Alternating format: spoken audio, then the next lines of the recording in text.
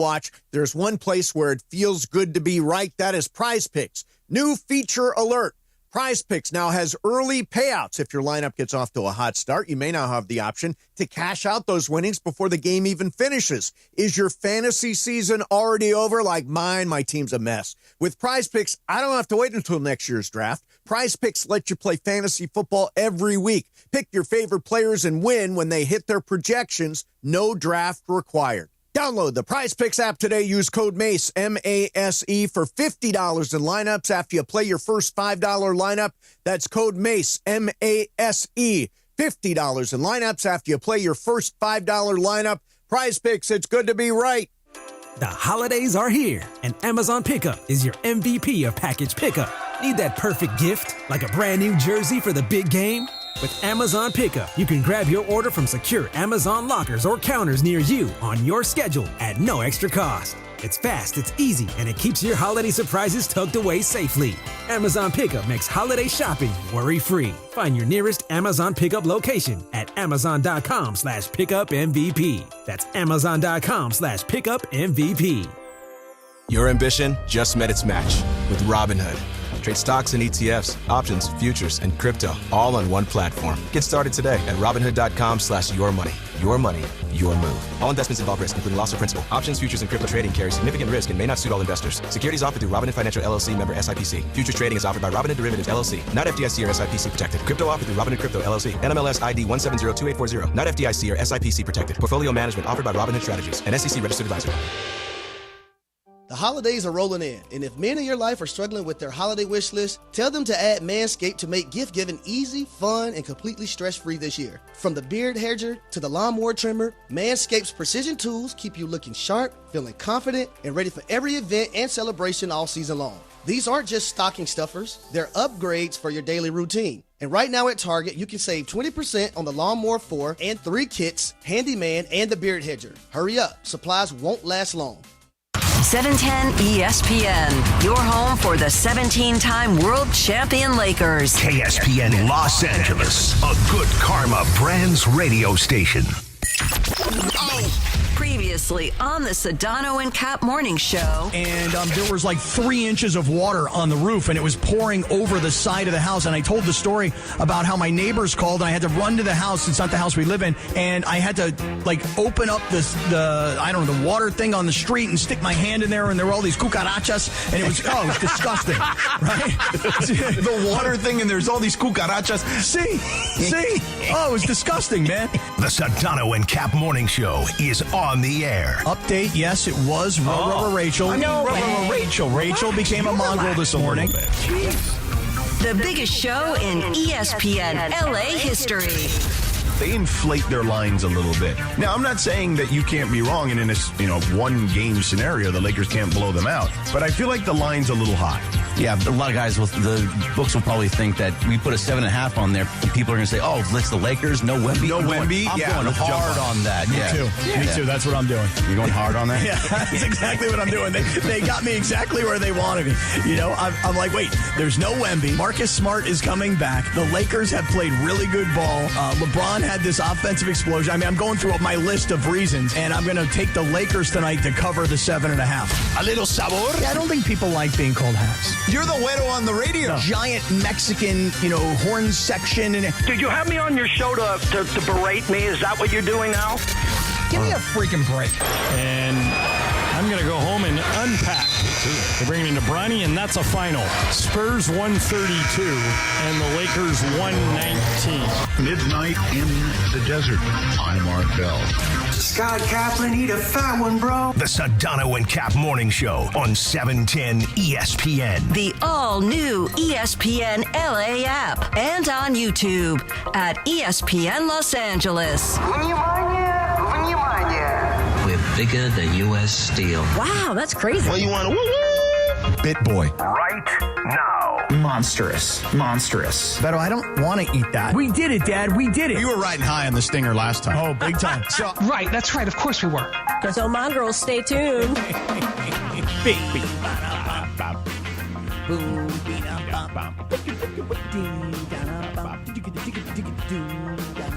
7:02 and 35 seconds. Good morning on this 11th of December, a Thursday. And we'd like to thank the Los Angeles Lakers for participating in this year's NBA Cup. Pick up your commemorative Darvin Ham won this thing t-shirts at the door. The Darvin Ham won this thing t-shirts, those are available? I hope so. Oh, nice. Cappy? Maybe the Kaplan and crew can make that shirt. I could. I'll have it done for you tomorrow. Beto will have that thing ready to roll. Cappy? Yo. They got you. Well, Vegas not got exactly. You. Not exactly. Oh, you didn't do it? Here's why. Because when I said to you yesterday, Lakers are 7.5-point favorites. No Wemby. Marcus Smart is coming back. They beat them earlier this season. Right. You then told me that the Spurs were an A- play. And that the line probably should have been more around 4. Right. And I don't know what you were looking at, but whatever you told me, I was like, that sounds like a sucker's play. Lakers by 7.5. That's what Greg and I were trying to tell you. Didn't make the play. Didn't make the play. What were you looking at that said that the Lakers should only be 4-point favorites? Some proprietary information. He just knows. He has knowledge. I want that information. Ball knower. Yeah, he's a ball knower. I want to know where that came from. That's what I want to know. Ball knower supreme. Information. Ballknowersupreme.com? Yes, exactly. Okay. Make that a t-shirt, too. Yeah, I will. Ballknowersupreme.com. Come find us. We'll tell you what the lines really should be. Yeah. Save you a bunch of money, because I was close last night. I thought, come on. Lakers, home, trip to Vegas on the line. Because check me on this, George. Yeah. Wasn't the NBA's goal in creating the Cup and creating this in-season tournament, the goal was to get the players to play hard during regular season, quote-unquote, meaningless games? And wasn't that the goal? The goal was to have them play hard. Well, yeah, they've accomplished that, I think. Except for what I saw last night, because one team... Well, I don't think that they weren't playing hard. I just think that, look, Parker Bell said it best in our group chat last night. Tell me. Rich Paul was right. I don't know. Listen, this team is not athletic enough. They're not a team that's good defensively, and they don't shoot the ball all that well, Marcus Smart aside. Like, it took even a Marcus Smart unprecedented three-point shooting night. You normally will win the game. He hits 8 threes. He's only done it twice in his career. Yeah. Or 3 technically, because his high is 11. But you should win that game. But they couldn't, because they just didn't get enough. The bench stunk. They're just not that good. Like, record aside, they're not a team as currently constituted that can win 4 rounds best of 7. Well, as much as I do not want to agree with what you just said and take Oklahoma City out of the equation, because I just don't think that the Lakers can beat those guys. They're too young, they're too athletic, they're too fast, et cetera, et cetera. So San Antonio, and they did it without their best player. Well, that's what's bothering me. And I think yesterday you may have said something like San Antonio had won 7 of 10 games. Correct, without Wemby. But I know I read in Dave McMiniman's report on the game last night, I am almost sure I read that they'd won, I think he reported it as 12 straight games without him. They've played 12 games without him, so it might have been 8-3 or something like that. Then. Yeah, I'll find going it into here the in a game. second. But the point is that he definitely, it was 12 games, so I had it wrong by whatever the amount of games was. But they were 8-3 then coming into the game. They don't have their best guy. The guy who's supposed to be this, take over the league sort of player. Victor for 3. Wee. They don't have him available. You kind of are like, I feel like you're taking a shot at Wemby too while you're doing no, I'm not at all. I'm taking my shot at the Lakers. The shot is they don't have their best player, a guy who is supposed to be completely different than anything we've ever seen in this league before, and you've touted him as being a guy that's going to win Defensive Player of the Year for every year that he's in the league. I mean, every year that he qualifies the amount of games, yes. So they don't have him. They're not missing a bench guy. They're not missing an 8th guy on the bench last night. They're missing their number 1 guy. Right, but they also have a team of really good young players with a decent mix of veterans in there. And even their veterans are pretty young, like Devin Vassell, Keldon Johnson. Those guys have been in the league 5 or 6 years only. Like, they're not old. And, Harrison Barnes is a veteran guy. He's been around. Luke Cornett is not super old, but he's really helpful and impactful as a bench player who's been on a team that won a championship. They've got guys that are good. And that I haven't even mentioned Dylan Harper and Stephon Castle, who are excellent. One is the current Rookie of the Year. One is going to be in the Rookie of the Year race this year. They're really, really good. Well, you mentioned guys like Harrison Barnes, and you didn't mention De'Aaron Fox's name, but he's Fox. in there as how well. could I forget? Great point. But those guys, Harrison Barnes and De'Aaron Fox, at this stage of their career, these guys are real NBA veterans. So you combine those guys and their experience, and by the way, having played in a bad organization in meaningless games in Sacramento, to now all of a sudden find themselves in a great organization, historically speaking, with some of the best young talent in the league. It's a nice combination. Yeah, I think he mostly played in meaningless games, although the 2 years that he was with Mike Brown before Mike Brown got fired, they were in the playoffs. So, you know what I'm saying, though? Sacramento No, games I get you, but I'm versus saying, San he at Antonio least games. got a taste of what it's like to play meaningful games. Yeah, but the thing that I kind of took away last night is, you've been talking about the Lakers' defense and the lack of defense. It's not good. Well, not good. How about non-existent? Well, in transition yesterday, they could not keep up with the Spurs. The Spurs literally were they were running them out of the gym. So when their defense is that bad that it's non-existent, and by the way, it was non-existent everywhere. They dropped 3-point bombs from all over the place, and they seem to be, and I don't know if you've got stats on this, how many were contested versus uncontested. Yeah, but I can look it up. I'm just telling you right now, it seemed like those shots were all uncontested, meaning you had Laker players, running at the shooter, but it was already too late. The ball was already gone from their hands. That was the first thing. You should have heard what Ireland was saying on the broadcast. He's like, "Oh, you're leaving Keldon Johnson open once again, all by himself. Boom, 3-pointer." Yeah, over and that's over just again. It just looked like every time they shot a 3-point shot that there was nobody around, and it seemed like the defender was coming late to the shooter, and the shooter was standing there, positioning their feet, bending their knees. Just doing everything you might do in a practice by yourself when there's nobody around. George, and so, what's that one stat that you brought up from Sig before? The blow-by rate? Is that a big thing? The blow-by rate? Yeah, I'd have to email for that. That's not something. I don't know we're just pounding you with available. questions No, today. I didn't know if it was on the sheet. That's all. What's Cappy's blow-by rate? Yeah, what is my blow-by rate? Do I get blown by or do I do the blowing by? Both. Come on, Cappy. What? It's You a blow good by the question. clock all day long. That is true, although he's gotten better this week. Yeah, nice He's gotten work, better Berg. this week. Nice work, Berg. But I would just say this, that defensively, when looking at how San Antonio seemed to be all by themselves shooting threes, that's one phase. The other phase, George, you're talking about was in transition, where the Lakers looked like they were running in cement, and San Antonio looked like they were young and spry and ready to go and giving it everything they had. And then there's the paint defense, which was so bad that all they started doing was just whacking away at everybody. And that's why when you take a look and you see how many San Antonio shot way more free throws than them. Yeah, and by the way, they were all deserved. It wasn't like, to your point, the Spurs are the first team to make 10 more free throws than the Lakers in a game this season because they attacked. They literally just destroyed them at every level.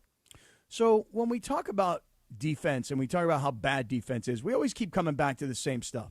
Austin Reeves wasn't good in the playoffs last year. He's not considered not a good defender. Okay, he's not. Luka is an not really good player, either at it. Not a good defender. So we keep talking about this. Right. That somebody got to make a move, and Austin might be a piece that you got to move because you got to bring in better defensive players. Well, I don't think you need to necessarily move Austin. I think you just need to be willing to part with some of the draft capital you have. Well, here's my point, though, is that I feel like the Lakers are willing to accept we've got a lot of really good offensive players. We got a bunch of guys that can score. Right, but you can't outscore everybody every time. Well, that's the problem. And that is the issue here, is that really who's the best player on the Lakers? Luka. Doncic. Okay, Luka. And what is Luka best at? Offense. And what is he worst at? Defense. Right. So we're willing to just accept the fact that he's a superstar and he's going to be your main scoring option. So but we're also willing to accept that he can't play D. Let me tell you what Dallas would say about him on defense. Okay. Mm-hmm. I think the argument used to be like, can we just get him to play defense, like good, like solid defense for 2 or 3 seconds in a possession? Like, can we just get that? If we get that, the rest of our guys can be good. Because the problem with the Lakers is, again, and this is what I kept saying, when you have a backcourt of 2 guys that aren't good defenders, your point of attack defense is a mess, which means the other team can get into their offense very easily. And once they've got them in rotation, to use a term that players and coaches like to use, then you're in the blender. Then all of a sudden you're having to recover for this guy, and this guy has to recover for that guy. And you're behind all the time. And that becomes the problem. But what I'm reading and what I'm hearing from the Lakers in the postgame, and whether it was Austin Reeves or LeBron James's quote was, we got to have 5 guys being on the string, meaning that's the key to their defense. Correct. And then I listened to Austin Reeves, and Austin Reeves was like, we're good, we're fine. It's just we got to get all 5 guys playing defense together. And his quote was, we have to be a group that guards with 5 people. So when I hear 2 guys say that, here's what I think. And you said it was Austin and who? The first and one? LeBron. Right. LeBron. Mm-hmm. So when LeBron is saying we got to have 5 guys on a string, and when Austin Reeves is saying we got to have a group, we got to be a group that guards with 5 people. Mm-hmm. Here's what I am hearing. Tell me if you hear this. Here's what I'm hearing. Yeah. We got a couple guys out here playing D, and we got a couple guys out here that just aren't playing D.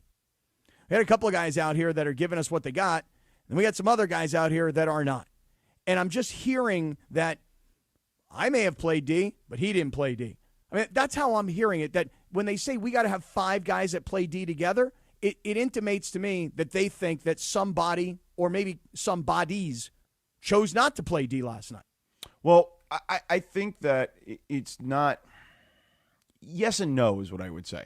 I think that what that implies is that there needs to be a collective effort every possession. It doesn't mean that they don't do it occasionally, but it needs to be done every possession because they're not good enough individually as defenders. So, yeah, I mean, yes and no is what I would say to that. Let me ask you this question. Sure. Jared Vanderbilt, who did not play last night, can't score well enough. Like you're playing 4-on-5 the other way. Then the other team can defend you very easily. But his calling card was his defense, was it not? Right, but if you can't score, if you're just the problem is with him, it's too far the other way. You're a liability on offense, and then you're playing 4-on-5. Boy, it's amazing to me. For a guy that is considered a really good defensive player who is on a team that has a very poor defense. Cappy, they'll just literally let him shoot the ball every time. Well, how about this? You play defense, and then if the ball possibly comes to you, give it to LeBron. Give it to Luka. How about that? Coaching with Cappy. See, that's Cappy, not bad Cappy, coaching I right understand, there. but they're just going to leave him open, which means Luka or LeBron or whoever's going to have 2 on the ball. It's pretty good coaching. 2 on the ball, yo. 7:16, good morning.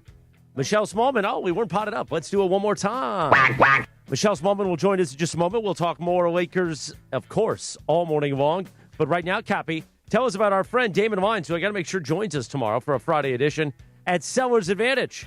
I would absolutely love to. Listen, I realize that you get to the end of the year and, you're trying to just get into the holidays and, have fun with your family and whatever else. And maybe selling your home right now is not top priority. But then all of a sudden the new year comes and now you get back to business and you're like, look, we want to sell this house. My parents left me this home. I don't want to pay the taxes on it. I don't want to play landlord. I'm not living in it. That's one reason I want to sell. Hey, all my kids are out of the house. They're done. They're off and doing their own thing. This house is too much. I don't want it anymore. I'm ready to cash out and take my equity. Maybe that's a reason to sell. Whatever your reason is to sell, maybe it's just time to completely downsize.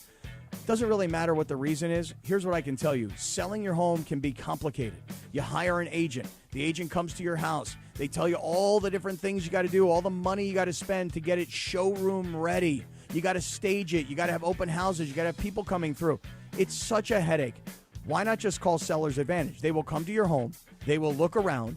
They will buy it as is, and they will make you a competitive cash offer. You have no fear and no worry of the deal falling through because it's a completely cash transaction, and it can happen really fast. And oh, by the way, if you don't have the cash for the moving costs because so much of your cash is wrapped up in the equity of your home, we will even front you $20,000 to help you with all of your moving costs and other things that are associated with it. So here's what I would say.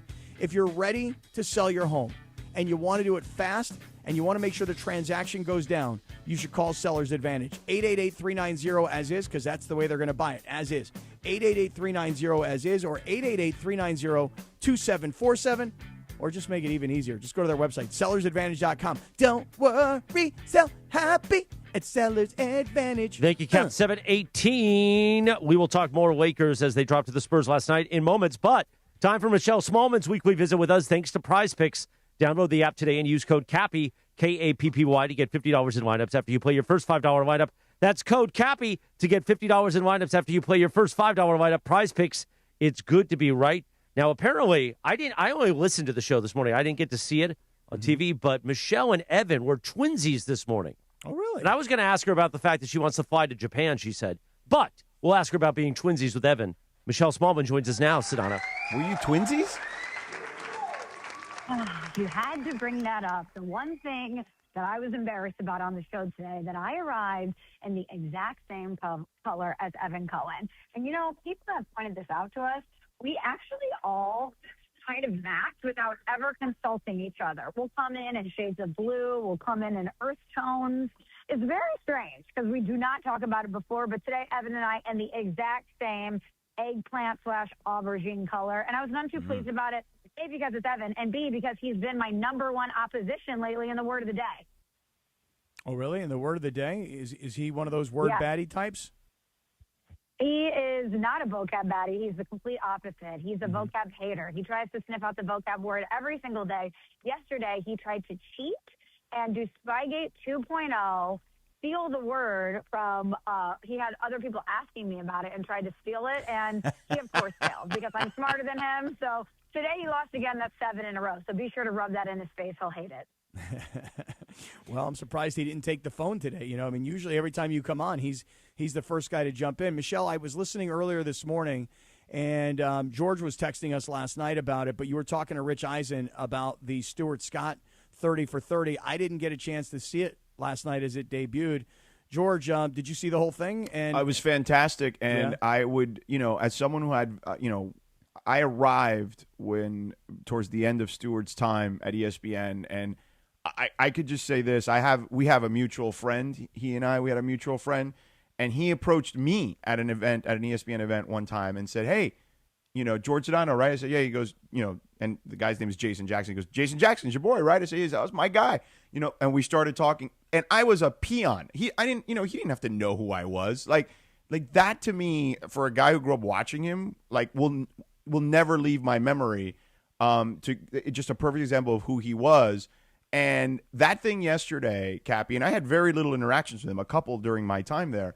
I mean, the last 15 minutes of that thing is as big a tearjerker as you'll ever see. Like, I could not stop tearing up watching the last 15 or 20 minutes of that thing last night. Yeah, I'm looking forward to watching it. But, Michelle, I was listening to you talk to Rich Eisen this morning, who was in town. And according to Rich, I didn't know this, but Rich was in New York all week long and apparently, was hosting a big event about this film last night, about Stewart's life and the V Foundation, which I know for you, having just run the marathon, is a really big deal. So that sounded really good this morning. How was that? It was wonderful. Honestly, anytime we get to have an audience with somebody like Rich Eisen, it's so special. It's so cool. But to have him back in New York, back with ESPN, being around Stewart's family and so many people that he has relationships with at ESPN was amazing. And I haven't had a chance to watch it yet last night. I meant to, but I was on little to no sleep, basically, because of the night before, because I was at Madison Square Garden for the Jimmy V Classic to help present the check at halftime for all the money that we raised for the V Foundation for the New York City Marathon. So I was up super late, went to bed early last night, but it's number one on my list of things to do, to watch that documentary, because as Rich and others have pointed out, Stuart Scott was obviously such an icon, and he was impactful in so many ways towards so many people. But for me personally, I remember growing up watching him and his personality and his magnetism just radiating from the screen. And for somebody who also didn't see a lot of representation in myself at times in sports media, I love that Stuart Scott was unapologetically himself and gave so many people the agency to be themselves at all times. Yeah, listen, and I think, I think in the documentary they talk about it, clearly a voice for Black America, right? But his sister actually said it's not just for Black America, it's for anyone who was different. You know what I'm saying? It could be of any ethnicity, background, or whatnot, anyone who just felt that they could be different, and to Michelle's point, allow them to be who they are, right? And unapologetically. And as a kid growing up, I remember that's when they used to re-air, Cappy, you'll remember this, they used to re-air SportsCenter overnight. Mm-hmm. And he first started, before he got on the bigger shows, his first foray into SportsCenter were those 1 or 2 a.m. sports centers, and they'd rerun those all night. So when I'd wake up in the middle, wake up for school the next day, that's what would be running. Yeah. And I could not get enough Stuart Scott in my life every morning when I would get up to watch SportsCenter before I went to school.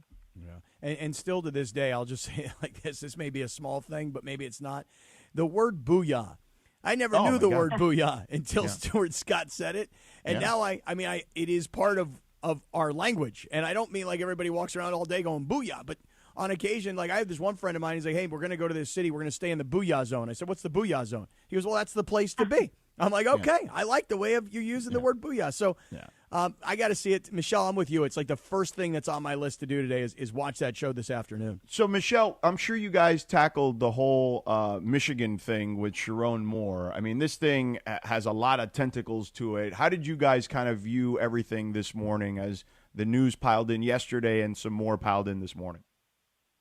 Well, first we just gave our reactions to it because obviously all of it transpired after we were off the air, but this happened so quickly and the story devolved and evolved so quickly that it was crazy. Our group chat was going nuts yesterday, but to think that Sharon Moore just days ago was meeting with the media, talking about their recruiting class for next season, talking about their upcoming bowl game, making hires for the Michigan staff, and then to find this out and have him be fired for cause, then you find out, which is shocking in itself, the timing of it, that he would be fired right now.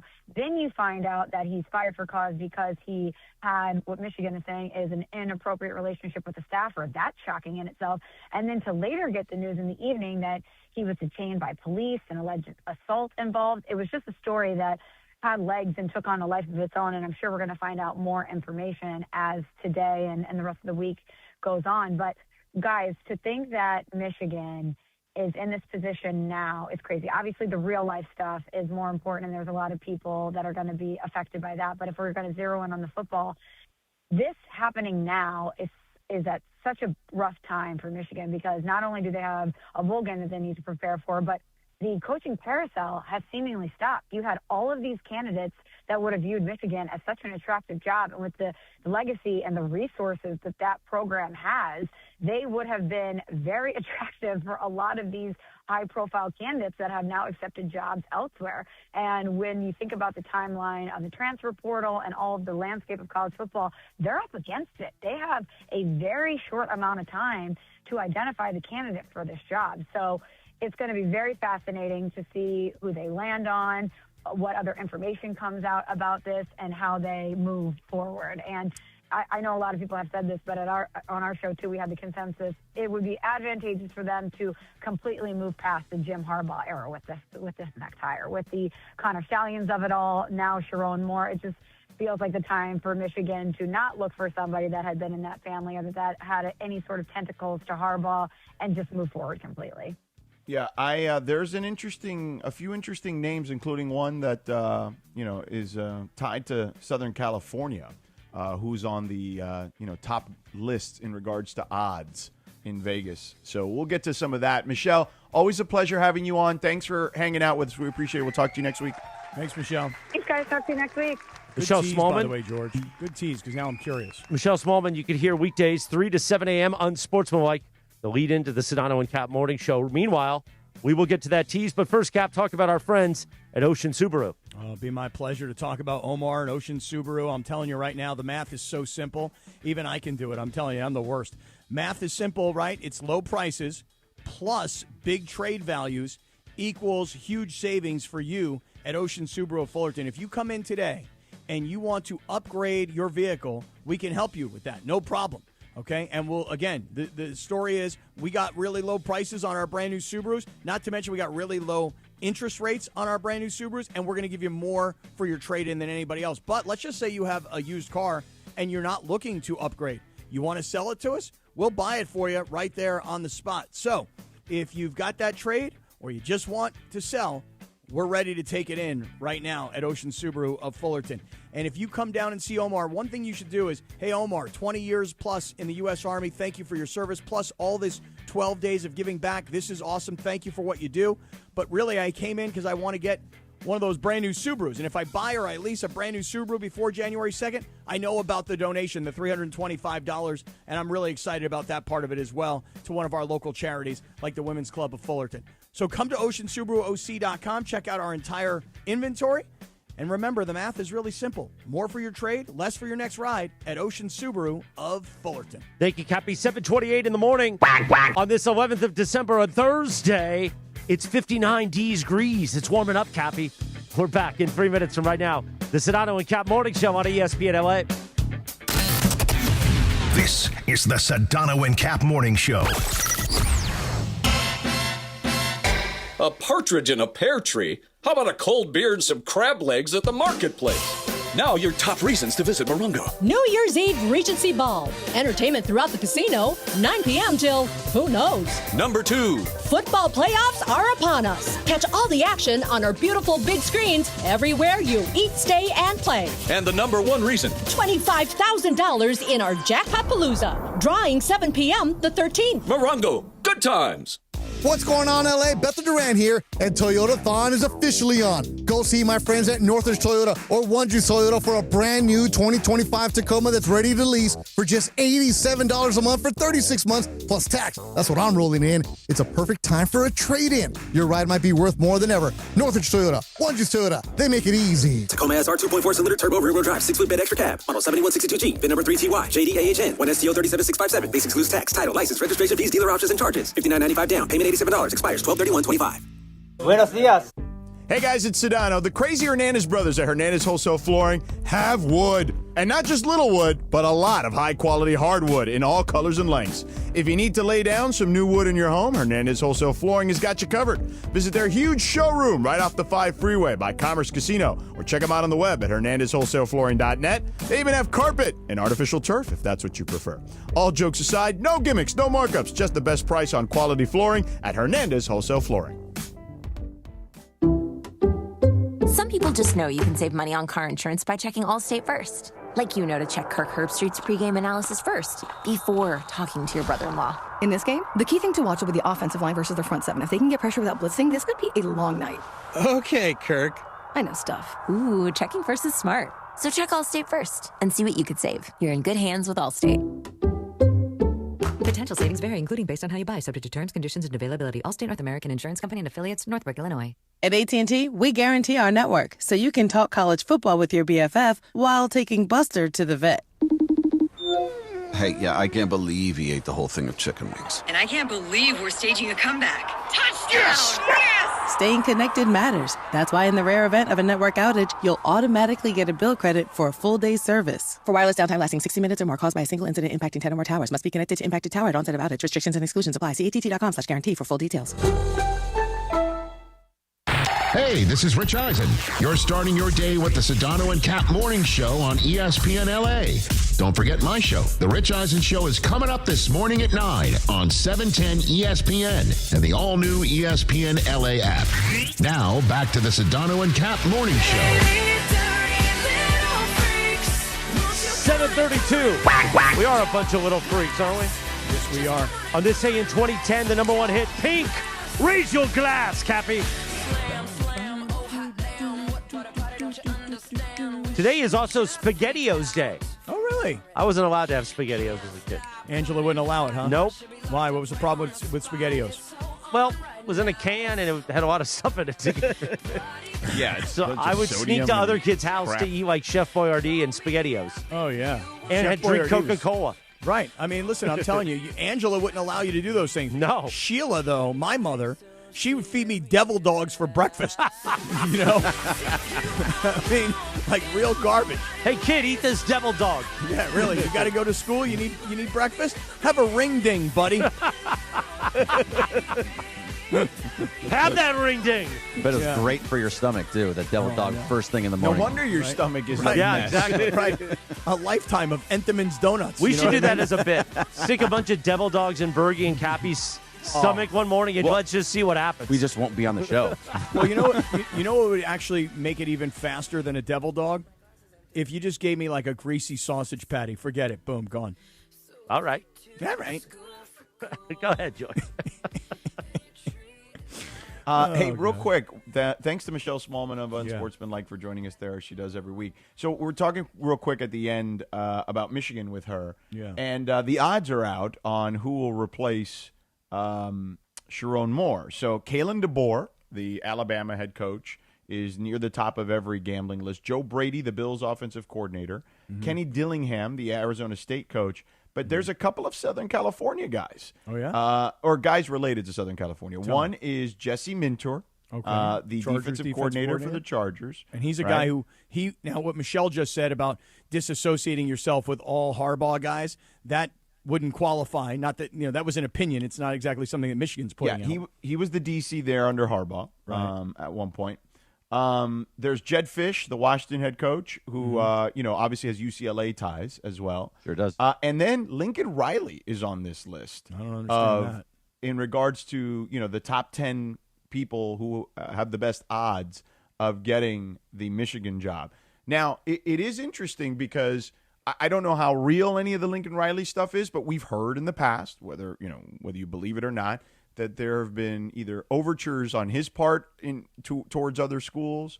I don't know, again, how real this is.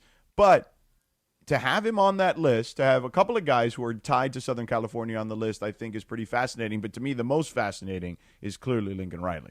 Yeah, I don't buy it. I really don't. Please I don't know. happen. Please take a Michigan. I know, right? Like, there's probably a bunch of USC fans out there that have that exact sentiment, Chris. Like, would you please do us this favor? Because we're kind of done with it and don't want to buy him out. I'm personally, George, you have sold me on the let's give it one more year. They just had the top recruiting class in the country for whatever that's worth in the NIL transfer portal era that we live in. You still need to do both. Like you need to develop talent, so the recruiting classes still matter. No, developing talent is fine. The question is, how many of those kids will be with you from start to finish? Well, I mean that's irrelevant because the ones that the key to recruiting now is do as good a job as you can and keep as many as you can that you think will fit into what you do. And develop those guys. All the more reason why it's completely relevant, because that's exactly right. You got to figure out if we recruit 30 guys, and of the 30 guys, we're only going to have 4 of them that are going to make it 3 years or more. It's critically important. So here's my point. No, I don't. Those numbers are way too exaggerated. They're not. There's not 4 guys that get through 3 years. Well, what do you think it is? It's usually about like 50 to 60%.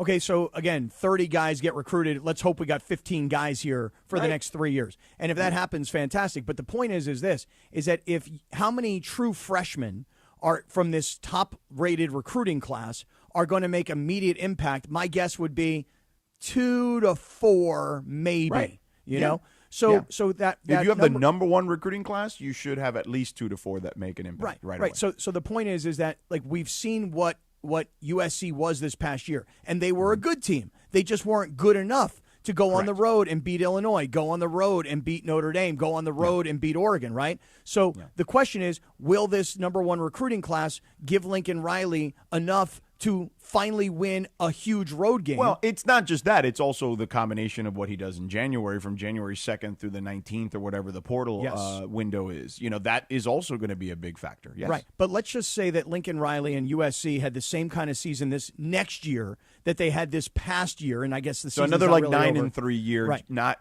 outside looking in on the playoff. Right. If you're 9-3 next year and you're not in the playoff, most USC fans would go, okay, we've seen this, we've done this, let's get rid of this. But then there's still, call it 4 years left on a contract, and you've still got, I'm just making up numbers here, $40 million worth of a buyout.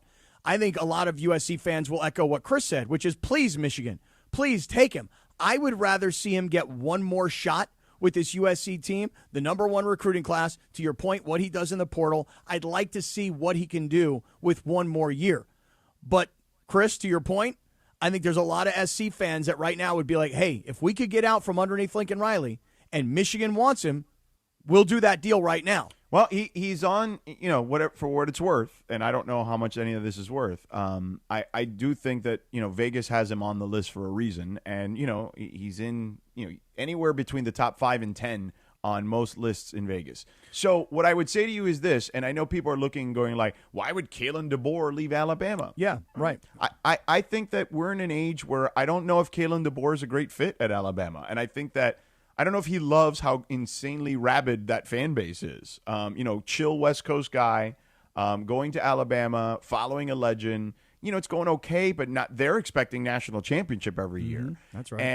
And I think that for whatever it's worth, they've had some struggles there by their standards. I could see him taking a Michigan job. Like, I don't think that's crazy to think. Do you think UCLA got lucky the fact that this didn't happen a month ago when the yes, no question about it. Because Bob Chesney would be near the top of the list, right? I don't know about number one, but he up would there. be near the top of the list. But it is interesting, Bergie, because for all of this talk about college football, coaching and moving, the lead story really became all about Lane Kiffin, right? Because when you're going to leave one SEC school and you're going to jump ship to another SEC school and you've already got the reputation that he has, that becomes the lead story. By the way, yeah, let's just say for argument's sake, Kalen DeBoer does take the Michigan job and he leaves Alabama. Oh, please don't tell me that Lane Kiffin leaves LSU before he coaches a game. Something. It would. I don't know if that would be the case, but I would say, do I think that his agent Jimmy Sexton could explore that? I mean, that's what an agent's for. Well, there was a lot of talk that the reason that Lane Kiffin had not made an earlier commitment or decision was because he was waiting to find out what happened with the Alabama job. Because according to some reports, that was really the big dream job. But think about this.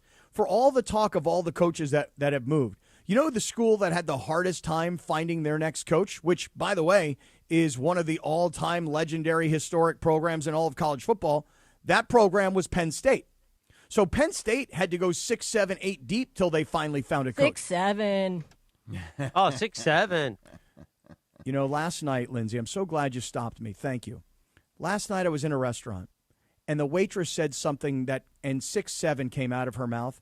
And I immediately went, 6, 7, right? And she started dying laughing, this girl. And, George, I think what I've learned is I think we've done a very good job of trying to destroy the phrase 6, 7, you and me, and Chrissy and everybody else. I think we've done a really good job of trying to destroy the phrase. I think we've used it so much in the Jacob and Ronnie commercials that we're on the verge of making it uncool. What do you guys think? On the verge? You think we've already crossed over, Linz? Oh, yeah. Once it got to our generation. Once it got to our generation from the kids, once we know about it, it's that not was cool it. anymore. Yeah. Once we're using it all the time, we have given it the uncool factor. So I think we've done a public service for everybody, which is to say, we've destroyed 6, 7 by ourselves. 6, 7. So anyway, Cappy, just something to look out for is all I'll say with old Lincoln Riley and even Jesse Minter. I mean, I'm sure you'd love the Chargers to lose their defensive coordinator. I would think that'd be great. Listen, I know the music's playing. I want to say this. Michelle Smallman said something about the whole Michigan situation. It's so shocking. To be honest with you, and I'll leave you with this, I'll tease it. I'll tell you why it's really not that shocking at all. Okay, well, let's That's a nice tease. Let's get back to that a little later because I do think we should get to the Rams who have a big matchup. Sedano just took your tease and said, "No, Jack." Bam! He out-teased you. I don't think we need to stretch Michigan 2 segments, but what I would say is he topped you. He topped your tease, Cappy. He topped my tease. That's right. I think we need to get back. I need to get to the Rams Lions. A big game, Cappy, and huge game. This is your kind of game right here. This is the NFC Championship to me. Yeah. All right. Let's talk about our friends at East Central Hotel, Cappy. Oh, let's do. I miss everybody at East Central because this is the first week in a long time that I have not spent my week at the East Central, but I will be back at the East Central for Sunday night. Of course, after the Rams and the Lions game, we'll head right up to the East Central Hotel. The East Central Hotel is the place to be in downtown LA for so many reasons. Number one, the biggest hotel rooms in all of downtown LA. Number two, and this should probably be number one, the location, right across the street from LA Live. So if you're going to the Grammy Museum, you're going to a basketball game, a hockey game, a concert, you're enjoying any of the restaurants, I'm telling you, it is the perfect location. Then there's the Nixo Lounge. You're up on the second floor. You're outdoors. You're getting the vibe of downtown LA, but you're up above the fray and all of it. It's just awesome. It's great. The brand new gym. And then, Chris, I'll defer to you. I always say the softest towels, but then there's that middle towel. The middle towel, I use it for my privates. And here's the thing. I don't mean that in a joking way. The point is there's such a variety of towels. You can dry off your whole body. And here's the thing. I like multiple towels. Even when I was larger, I needed multiple towels. But as a slightly smaller man, I still want multiple towels. I haven't stayed at the East Central since Sunday night. I miss it too, Cappy. I'll be staying there tomorrow night and Sunday night.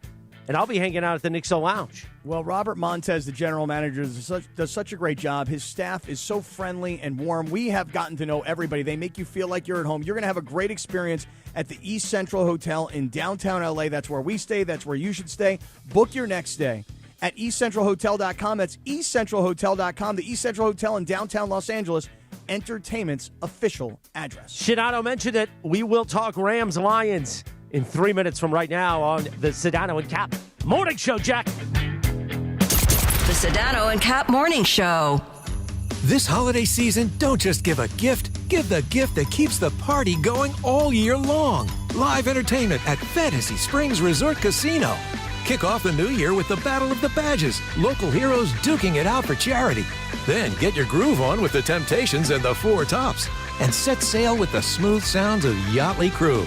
February turns up the heat with country hitmaker Ernest, the legendary Frankie Valli and the Four Seasons, and laugh-out-loud comedy from Jim Jeffries. And in March, more magic. Emmy-winning comedian John Mulaney hits the stage, plus an unforgettable evening with the stunning voices of Il Divo. Then, mark your calendars because on May 16th, country superstars Lady A bring their chart-topping hits to the Fantasy Springs stage. Unwrap the ultimate holiday surprise. Live music, good vibes, and memories to last all year long. Get your concert tickets today, only at Fantasy Springs Resort Casino. Hey, it's Chris Morales. We joke around a lot that I almost died, which I almost did. I had severe heart failure. That's when I went to a Providence hospital in the emergency room. And here's the thing about heart care. It begins with trust. That's why Providence takes the time to listen, understand, and earn yours before making any decision about your care. For me, if it wasn't for Dr. Cobb and Katie Cornella at St. Joe's in Orange, they made me trust them and they made me know. And my health and my life were going to be even better once I got out of the hospital. Providence, caring with compassion in Southern California. Math is simple. Low prices plus big trade value equals huge savings for you during the 2025 Subaru Share the Love event at Ocean Subaru of Fullerton, where we'll donate $325 for every new vehicle purchased or leased to the charity of your choice. Come in today to trade and upgrade your vehicle or just sell it and get paid.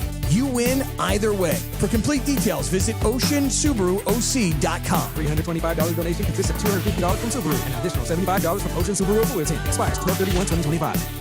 Dog. Yes, indeed. 7:45 right now. It's a Rams watch party with a huge prize and huge implications. The Rams-Seahawks game next Thursday could decide the number one seed in the NFC. Join us at 5 p.m. at Kelsey's inside Pechanga Resort Casino for a great Rams watch party at Pechanga Resort Casino inside Kelsey's. Here's the thing. You have to sign up at ESPNLA.com. Why do you have to sign up? So we get a head count, Joe and Jack, and we make sure there's plenty of room for you to enjoy the game at Kelsey's. I'm going to be there, but more importantly than even me being there is that you can win fabulous prizes. You could win a chance to be part of Sua Craven's foursome. Oh, Sua! And play at the amazing Journey Golf Course at Pechanga Resort Casino, a beautiful golf course. But even better than that, I know what you're saying. How could it be better than that? We have a great VIP experience you could win to be inside the ESPN LA suite at an upcoming game in downtown LA. Just go to ESPNLA.com. You don't even have to scroll down. You'll see it right there. You'll see the big Pechanga Resort Casino logo. Click on that, register, and then join us next Thursday for Rams Seahawks at Kelsey's inside Pechanga Resort Casino. Pechanga Resort Casino, the official California gaming and casino partner of the Los Angeles Rams. Sedano and Cap Morning Show. We're back in 1 minute from right now. Switching to Progressive is a game-winning call.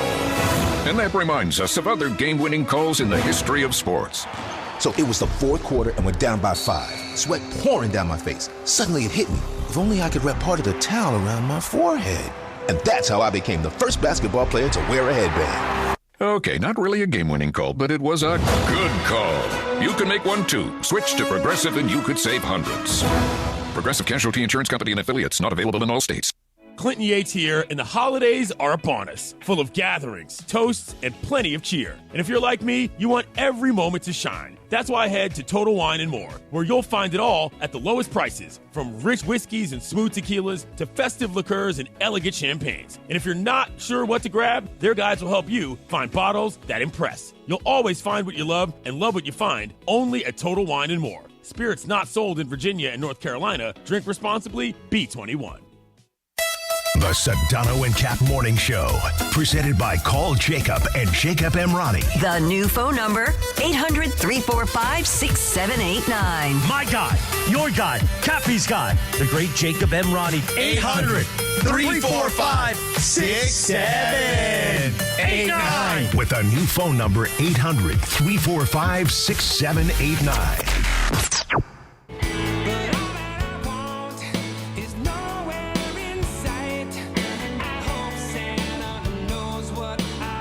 Good morning, 748 on a Thursday.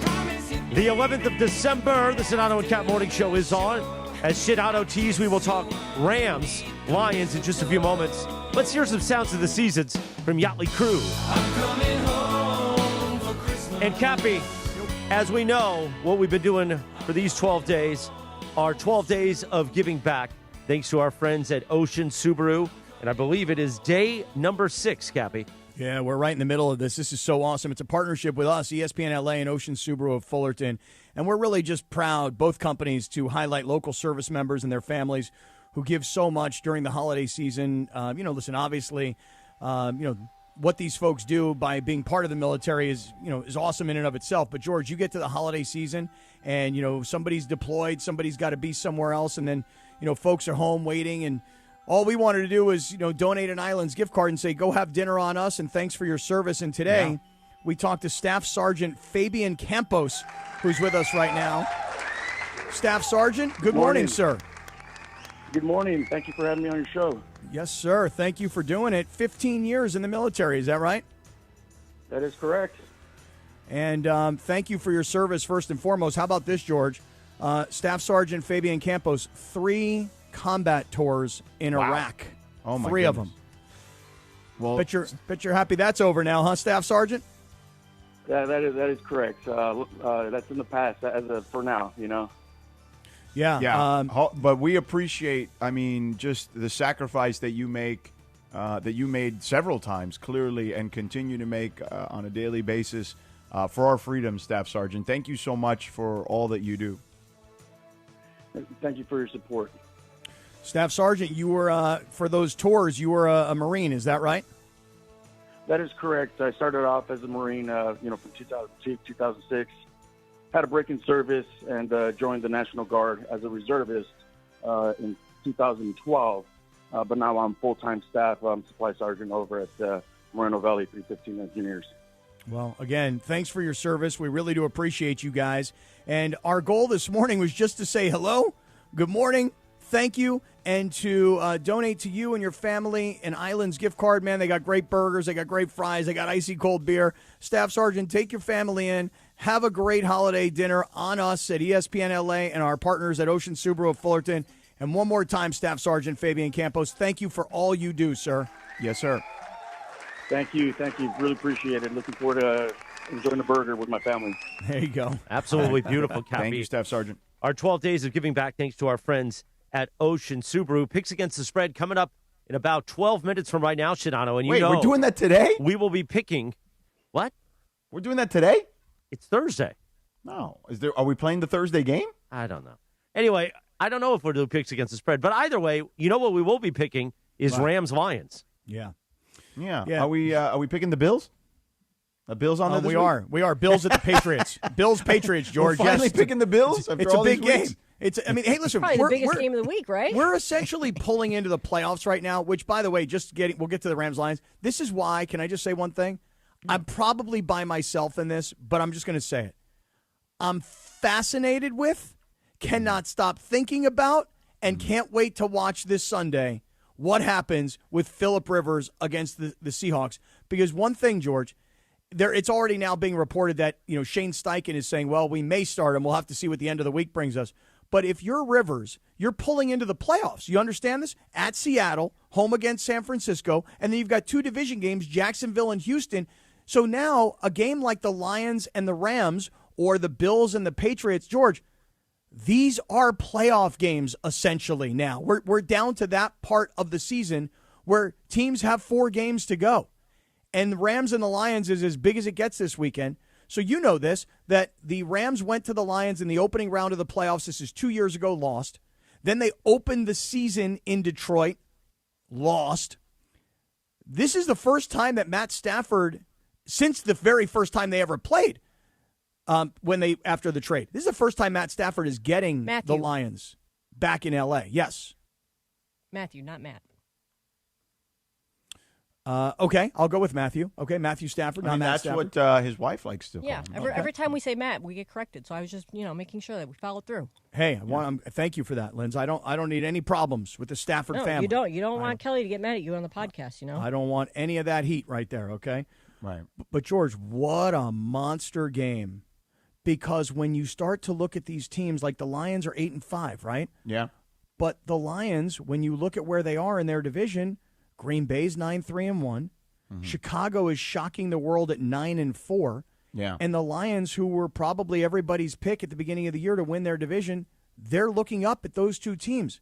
And now they've got to come to L.A., and the Rams played their worst game of the season 2 weeks ago at Carolina, and maybe played one of their best games of the season last weekend. And I listen, I will grant you that the Rams were at home. And the Rams are the Rams were on the road, and they're playing against a very poor Arizona team. Yeah. But they still had a massive recovery. Yeah. So I got to think, we haven't made our picks yet. I mean, I think the Rams win the game. The line is a little juicy, though. Yeah, it is. It's people are daring you to take the Lions there. 5.5 points. Yeah. That's a lot of points. I wish we could take the Colts Seahawks game. There's just not a lot of. God, we should just be opting out of these Raider games at some point. We really should. No. It's so bad. Like, I love this so much. We should just opt out of these games. They're so stupid. Like, who cares? They're not even relevant. Do you know that Hey, yesterday? I said that last week, and you guys were like, "Oh, we have to." No, pick I the know, but Raiders. I've rethought your position, and I feel like it's just ridiculous. Well, here I have some convincing maybe that we can do. If you want to pick the Colts Seahawks game, it might be worth it only so we can possibly listen to a soundbite from him, because he had a hilarious press conference yesterday. Phillip Rivers? Phillip Rivers. And they asked him about, like him being in shape and stuff. So I just want to play that because I thought it was very funny. Yeah. What is your playing weight? What do you weigh right now? Right this second? I'm not sure, Greg. How about that? That's an honest answer. And I will answer your question a little better on the playing weight, Greg. And not what it was when I walked off the field in Buffalo. All right, I can tell you that. But then I'll follow that up with I ain't never ran away from anybody anyway. So I'm gonna. They people say, well, they're gonna know you're gonna be right there, and it's like, well, they knew that for 16, 17 years. So I'm not sure, Greg. You guys, I don't know if you guys all, obviously I saw all of Phillip Rivers' playing career from the time he was drafted out of North Carolina State. The day that he was drafted, you got to remember the history of that was that Eli Manning was taken number 1 overall by the Chargers. Eli Manning's father, Archie Manning, told Dean Spanos, the owner, do not draft my son. He will not play for your organization. They drafted him anyway. And what happened by the 4th pick was the Chargers had traded Eli Manning to the Giants, and the Giants traded Phillip Rivers, who they drafted number 4 overall, to the Chargers, which turned into a bunch of other players that the Chargers had and succeeded with for several years. But George, Phillip Rivers was one of the most charming ball players that I'd ever been around. He was likable. He was fun. I can remember when he was having his first baby, and he said to me, he goes, well, you got 4, man. I'm going to come and catch you. And this is like in the earliest of days of his career. He's just a very charming guy. I'm not sure, Greg. So I don't know how much Phillip Rivers you guys all took in over the years before the Chargers became the L.A. Chargers. Very little to none, but we I should would still think pick so. the game. I would think so. I think he's funny. But that's just my point, Lindsay. He's hilarious. He's charming. And honestly, watching him up there at the podium yesterday, I'm like, it's kind of like he never left. Should we let the mongrels vote if we should ban the Raiders from this picks against the spread segment at this point? I'm fine with that. It screws me over every week. Although, I mean, that does kind of help us who are competing against Greg. Yeah, what a historic moment that the Raiders get banned from picks against the spread because they're so bad. A historic moment on the history of the Sedano and Cap Morning Show, but also of ESPN Los Angeles. What do you think, Greg? I'm not sure, Greg. Historic moment. While I we don't know. that, We'll let. I mean, maybe. Do you want to do that? Do we want to leave it up to the Cappy? You'd have to say yes to this. We all have to agree. If not, we will just keep the Raiders. I'm happy to take the vote, but I will just say this to all the mongrels before you vote. I would really like to keep the Raiders because, by the way, okay, no, but if you like to keep the Raiders, then we don't send it to a vote. It needs to be unanimous. Why do you want to keep the Raiders? Well, look at the line. You're a gutless bum. Eagles 11.5. That's a lot of points. Eagles aren't winning by 11.5. Well, let's continue to ponder it. But ponderous, man, ponderous. It is time as I hold monstrous. Monstrous. Well, the ponderous is the Casey Kasem bit. Remember from last week? Yeah. But we'll do monstrous too. That's our friend. Yeah, but let's Ben kind of I didn't know we were picking today, so let's just kind of push this down a little segment at least, so I can kind of at least. Look at while we ponder that, can I set up the live read, please, for our friend Jacob and Ronnie? Yeah. Listen, you know what most people do after a car accident, Cappy? Tell me. They trust the insurance company. They think, oh, they called me. They're being nice. They must be willing to help me. What most people don't realize, the insurance company, they got entire divisions, whole teams of people whose only job is to get you to take the very first offer they give you. The first offer is almost always the lowest possible number that they can think that they can get away with. Never settle for the first offer, Cappy. Never. Yeah, I wouldn't, because before you sign anything, before you even think about it, okay, remember the number to Jacob. That's the number you call before you make any decisions. That number is simple. It's 800-345. 6-7. Oh, you want me to let me go solo, huh? I wasn't sure. Like we've discussed. Have we destroyed the 6-7 or are we still into the 6-7? It's simple. It counts up. 800-345. 6-7. 8-9. That's the law office of Jacob and Ronnie. When you call Jacob, you're calling someone who's on your side, okay, not theirs. Jacob and Ronnie knows their tactics because he sees it every single day, Cappy. Yeah, and listen, people in pain, or if you're super stressed about your work and your bills, the insurance company knows. They're preying on your desperation. They're hoping you're going to make that quick money grab and you're just going to go away. That's why you call Jacob at 800-345.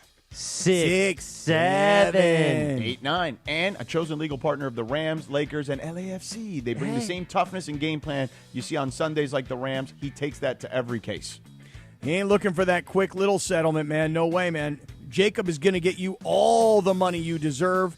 So if you're hit this week, or if you know somebody that's been in an accident, if you already have an offer sitting in your email, do not sign that offer. You must call Jacob and Ronnie, 800-345. 6-7. 8-9 or call jacob.com. Call jacob.com. 8 o'clock straight up at KSPN Los Angeles. A Good Karma Brands radio station. The Sedano and Cap Morning Show on Thursday, December 11th, 2025. Cappy, it's running out. It's running out. And you know what? The sun is up. It's now 60 degrees at the Civic Center. How about that? And we will figure out if we do picks against the spread coming up next or not. Plus, we will have a Mongrel of the morning, and we'll decide if the Mongrels are voting on anything. A lot of unknowns as we head into the break. But we'll answer all those questions 4 minutes from right now, sucker, on the Sedano and Cap Morning Show on ESPN LA.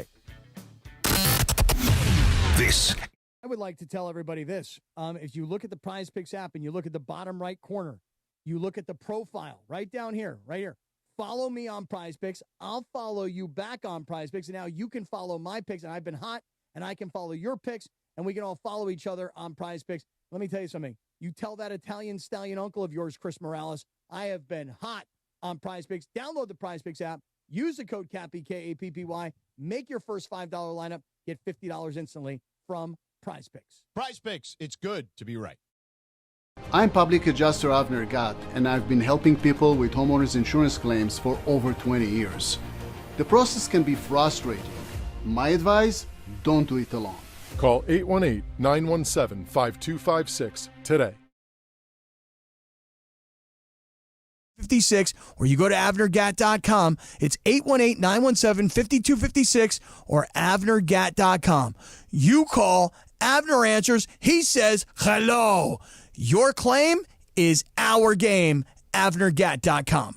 I know you're listening to me wearing glasses or contacts. You're either nearsighted, farsighted, have astigmatism, or you're just over 45 and have to wear reading glasses. This is Dr. Sarudi, and I promise you, I can help you with any of these issues. No anesthesia, no pain, no downtime. And if you qualify, I'll even guarantee you with 20/20 or better vision or give your money back. I've never had to after 60,000 cases. Call 855-NOW-2020. 855-NOW-2020. That's 855-669-2020. The roster.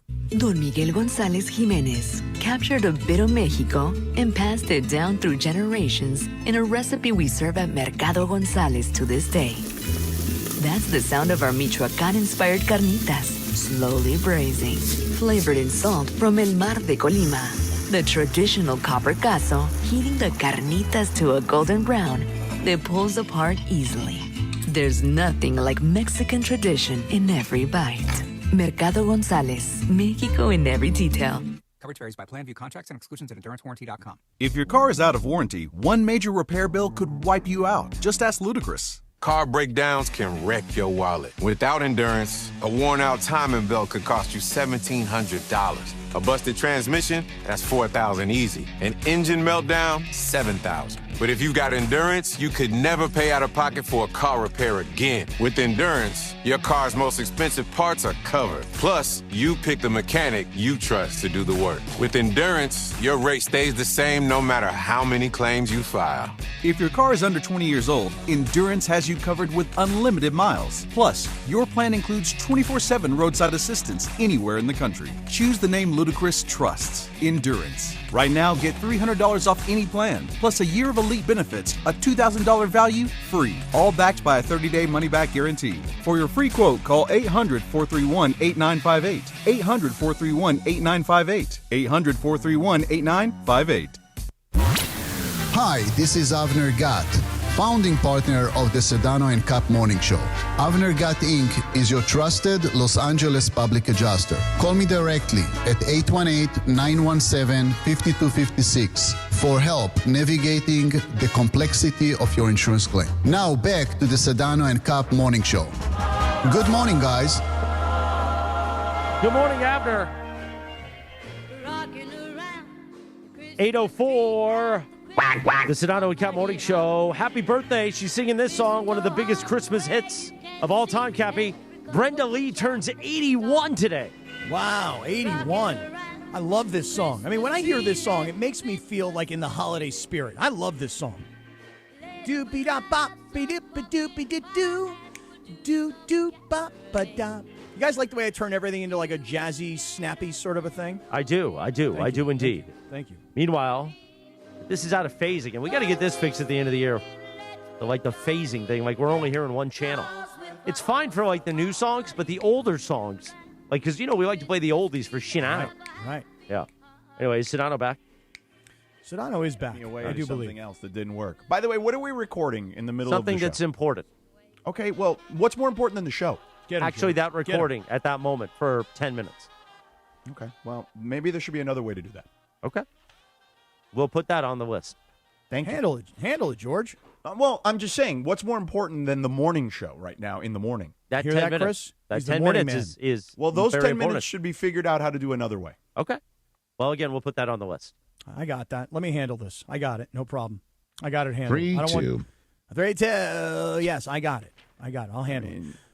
I mean, what? You mean what? It's like literally telling like a guy who's a plumber for a living, hey, yeah, look, I know that the toilet is clogged, but for 10 minutes, I need to poop. So just, you go fix the shower instead, even though nothing's wrong with it. Really? Hey, listen, toilet's clogged, but I'm going to add on top of it right now, and then when I'm done. I got to go. Don't worry, I got air freshener. Don't worry, when I'm done, you come in and you fix the toilet, pal. Right. Yeah, that's what That's this the is equivalent of what you've made us just do here. You hear that, Chrissy? You hear that? No, he don't hear that. He took his headphones off. He don't want to hear it. Because I don't really care. Like, I honestly don't care.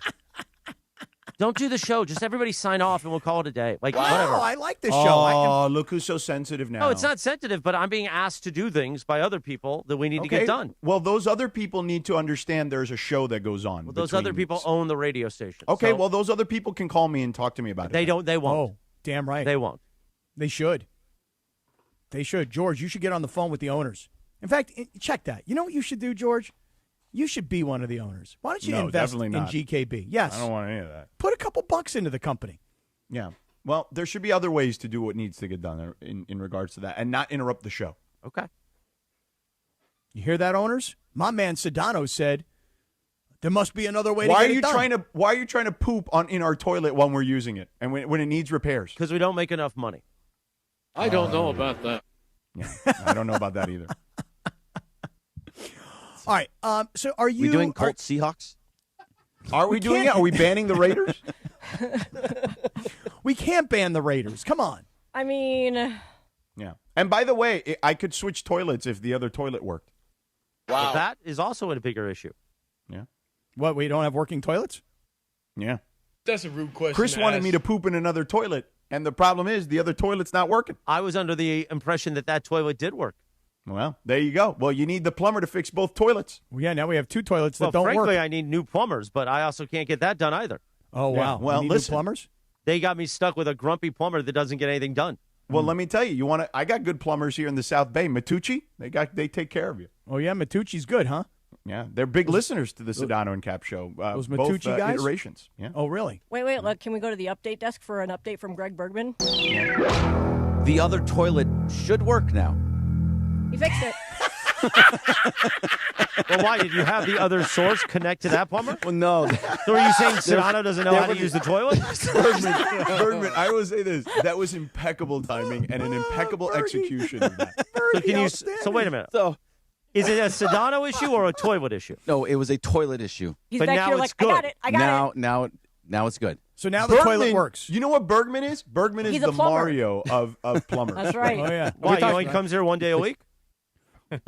No, No, I meant not like that Mario, like a Mario, Mario as in brother. Mario and Luigi. Oh, Mario. brother. I didn't know what we were doing. Hey, what's goody, Hey, what's man, goody? why are you Hey. taking swipes at me? Now, why are you gonna swipe? Hey, was Means- Batty, was Batty. I was Listen, talking I about want the it's a Mario Mario, deal. I want the you know? Mario deal. It's a me, a Mario. Yeah, we're talking about toilet 2 or 5, so I can make the switch. Yeah, which toilet are we talking about? Yeah, George? Sedano, we need you to now switch to toilet 2 live. actually. Toilet 2 now? Yeah. Okay, wait, so The we're toilet taking... is now unclogged. So Okay. you should be good. The Good plunger has gestures, been by used. the way, This Bergman. toilet doesn't Yes. work. I'm going to Good throw plumbing. something at this camera. All right, What let's is feel with the national anthem while he switches Let's toilets? do this right now. All right, George, we're watching him switch toilets. We're literally watching him on YouTube.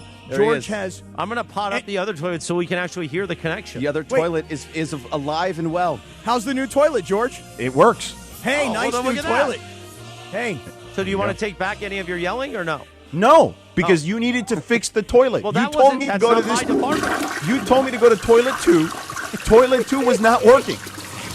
And then you guys tried to, well, Greg, to his credit, fixed it because he asked me. plunged it. He said, do you have the proper settings for toilet 2? I screenshotted it to him, and it was correct. And then he flushed out toilet 2. He used a little snake. You should know something about snakes, Morales. Well, speaking of snakes, I'm going to pull a John Ireland line here and say maybe if you guys just came and used the toilets at the station once in a while, we wouldn't have any of these issues. What if I'm a well, sicko sorry. that likes to watch? Well, Yeah. What did he say? What if I'm a sicko that likes to watch? well, Yeah. I mean, the context of that was actually during the Kamenetsky's brothers talking about their YouTube component of their We don't need to podcast. tell everyone that But every still, day, nonetheless, do we? very funny. No, we don't have to. There is context for sure. Because I always make the joke that he's a watcher. George, how's toilet 2 feel on the backside? Feel good? You know, it's not as nice as toilet 1. Toilet Oh, it's 1 is not? like toilet 1 is like one of those heated toilet seats. Yeah, I was going to toilet say, 2 like, is you got the cold Toto seat. with the heat, and then you Yeah, got the whole love a good spray, Toto. the thing, you know? not even close. No, not even close. So are we doing picks against the spread here or no? No. Okay.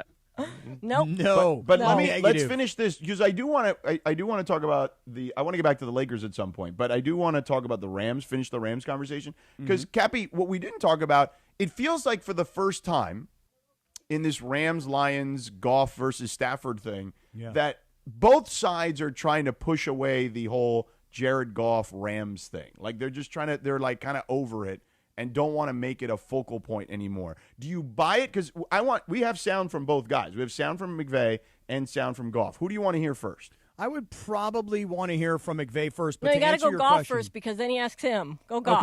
Okay. So hold on. All right. So real quick to answer your question, do I buy it? I do buy it. I do because you buy that that both sides want to just move on. Yeah, because look, Stafford has already won a Super Bowl and has the Rams positioned to make a Super Bowl run at what looks like it's towards the end of his career. Although I think a lot of us thought this would be it, but he's playing so well, it's not it.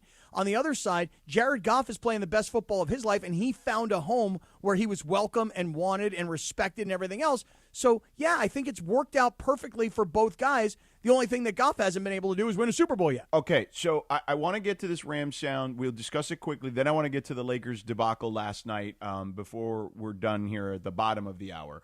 But let's go. Jared Goff first. Go. So he was asked if he feels like being with the Rams was a lifetime ago. It does. It does. It feels like a long time ago. And I think we kind of talked about it earlier in the year, how it's kind of, my career now has spent more time here. So, yeah, it certainly feels like a long time ago. Do you still feel like an emotional charge of playing your former team? No, not so much anymore. No. And really, we played them in that playoff game was such a big deal. And then the next year played them again, and that felt like even less. And so now it's even further removed, and they're a really good team, and we'll have our hands full. Is that almost the new step of this? The past. We're still talking about it. All right, go ahead. Yeah. But you know what, though, George? At the end. No, but I think he's right because for the Lions, they've dominated. I mean, listen, do you remember the first time that the Lions and the Rams played after the trade? After the game, the Rams won the game, and Stafford and Goff meet at midfield, and I'll never forget it. Stafford hugs Goff and says, quote, and I swear to you, this is the direct quote, hang in there. That's what Matthew Stafford, right, well, that's what Matthew Stafford said to Goff. Hang in there, meaning I know what it's like to play for this crappy organization and get your ass handed to you every single week. But hanging in there, Jared Goff got himself a real coach, got himself a couple of real running backs, some really good wide receivers, a really good tight end, and now Jared Goff is a Super Bowl caliber quarterback. And so not only that, they've won the big games. They won the playoff game. They started the season the following year. They won that game. So for the Lions. Well, except they don't have the actual trophy. They don't have a Super Bowl. But for the Lions, at least in this series, I want to say unofficially in the Stafford versus Goff era, they're like Goff's up 2-1. Well, let's hear McVay.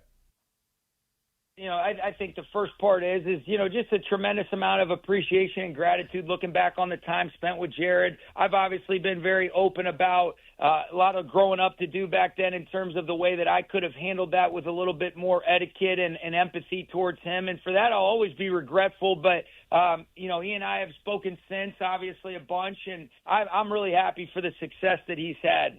That being said, this is about the Lions versus the Rams. This is a great football team. Dan Campbell's an excellent football coach. They have great personnel. They're really well coached in all three phases. And it's going to be a great challenge. They're a damn good team. They're dangerous in a lot of different ways, and we got to be at our best to continue to try to do what we want to be able to do. But it's going to be one day at a time, and our sole focus and concentration is on doing that leading into our game on Sunday. But it starts, today with the focus, the preparation, the approach, and then ultimately leading into Sunday at kickoff. Yeah, I buy it too. I'm with you. I think they're ready to both just kind of move on and just focus on, hey, we got to beat each other. You know what I mean? Like, yeah. Thank you, Pepe. Yeah, the only thing is that Jared Goff, when his career is over, Jared Goff will be known as a Lion. When Matthew Stafford's career is over, and even if he wins a second Super Bowl, what do you think? Is he in history? I think it just depends. Yeah. I mean, I think mostly with the Lions, but I think it'll be one of those like cautionary tales. It kind of will be like, remember when Steve Young started his career with Tampa Bay? Now Matthew was there longer than Steve Young, but it was like Steve Young started his career at Tampa Bay and then ended up with the Niners, sat behind Montana, ended up winning the Super Bowl.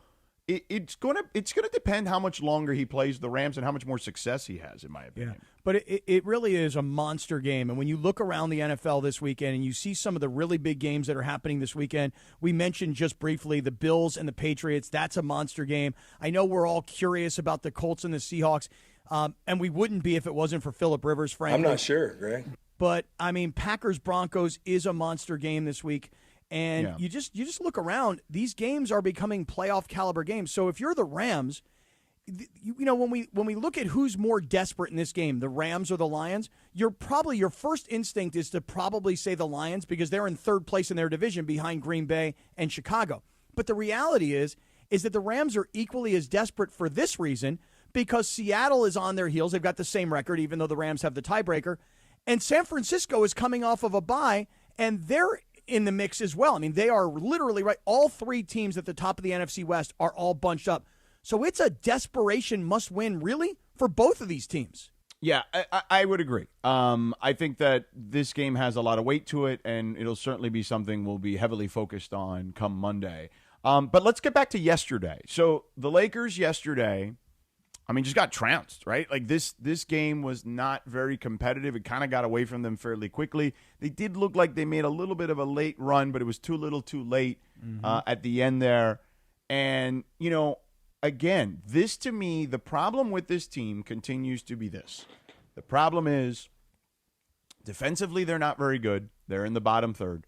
Their record, while they've probably outdone, they punched over their weight a little bit regarding their record, despite it being a bit soft to start the schedule. And they just don't shoot consistently enough. They don't have the athleticism. They really need an upgrade to this team because I do think that there's going to come a time you're going to have to make a real decision here. Is this team capable of making a push? And I don't know that to be the case right now, but I do think that as currently constituted, they're not capable of winning 4 rounds, Cappy. No, I don't think so. I don't think they are. And I do think this, though, that at 17-7, they've banked enough wins to have built enough of a cushion to now you're reintegrating LeBron. How many games is it now for LeBron? Is it 5 games or so that he's probably played in? About 5-ish, right? So you're reintroducing LeBron. You're trying to build chemistry. Yes, he's kind of fit in. And, yeah, he made the great pass in Toronto, and they won that game. But you can't just assume that this is as good as they're going to be. They're playing together, a lot of these guys, for the first time. LeBron was reintroduced. Luka was back and forth. There's some bench pieces that haven't been good contributors yet. So I'm not ready to give up on this current team, but I am going to be realistic about it. I don't think they can beat Oklahoma City. Let me tell you something. The Oklahoma City Thunder, what they are doing to the NBA right now is wild. Well, it's historic. They absolutely annihilated Phoenix yesterday in a way that was, embarrassing, like for the Suns. And look, the Suns are not a very good team. They're an average to above average team, maybe. But Oklahoma City completely took their soul away in like minutes of that game. That thing got away from, the Lakers thing got away from them, but at least they were within striking distance. Oklahoma City just demolished the Phoenix Suns yesterday in that NBA Cup. Let me ask you this, George. You don't see too many, just real quick, Lindsay, you don't see too many games in the NBA that are nearly 50 points. Right, lopsided in that the differential. Extent. Correct. Yeah. And in fact, I even wonder what was Oklahoma City favored by. If the Lakers were 7.5-point favorites yesterday. I don't know. I'd have to go back and check Oklahoma that. City, whatever it was, 10 points, 12 points, 15 points. They beat them by almost 50 points. All right, what do we got? I was just going to say, let's say, it's not even really hypothetical. There's OKC and everybody else, the rest of the NBA. Like there's Tier 1A, nobody's coming close to them, at least not as of yet. And then you got Tier 2, like the rest of the NBA, the field. Where do the Lakers stack up with everybody else if you take OKC out of the So equation? Am I just doing the Western Conference? Yeah, we'll just go with the Western Conference, yeah. By the way, Cappy, the line yesterday on that game was 15.5, 15 according to and a half, Bergie. yeah. And I trust Bergie. Yeah, no, I'm looking at it. Yep, 15.5. Nice work, Berg. Thanks. We're just doing the West, you said, Lindsay? Yeah, just the West. Take them out of the OKC. So I think Oklahoma City is in a tier of its own. I would agree with that. Then after that, let me see. Think about it. Denver. So Denver Houston. is in that next group. I think Houston and Denver are in that next group. I think Spurs? Minnesota? Yeah, I would get. I don't know, man. Like I think that the Spurs and like the Wolves and the Lakers are probably in like the third tier. Okay. So we still got a lot of work to do just to be able to. Yeah. And maybe, I'd like, if Steph comes back, when Steph comes back, I'd like to see where the Warriors are in that conversation, if they can get into that third tier. But that's kind of it. The Lakers are a third at the moment on December 11th, 2025 at 8:21 Pacific time. And 4 the Lakers. seconds. Thank you. Thank The you for Lakers. We have two different clocks, so it was actually 7 seconds on the sorry. clock above us. Sorry, sorry. Because that plumber 8:22 can't now. fix anything. 8:22, December 11th, 2025. The Lakers are in the 62 third degrees. tier. Oh, Somebody is get it the plumber to 62 fix the degrees? clocks. Get the plumber. Yeah. 62 degrees. Yeah, Lakers in the third tier. I mean, would you argue against that? No, I would argue that you're right, that Oklahoma City is in a league by themselves. Denver is in a higher tier, even though their record is pretty much the same. Houston, same kind of deal. You've probably seen a lot more of Houston. I haven't seen nearly enough of them quite yet to know exactly what they are, other than understanding their roster. They are incredibly athletic, and they've added Kevin Durant. So they were already one of the better defensive teams in the sport, and they've added one of the best closers in the history of the game. And he looks good, too. He does look very comfortable in that group setting. So the Lakers then become into that third tier. Now, here's the issue.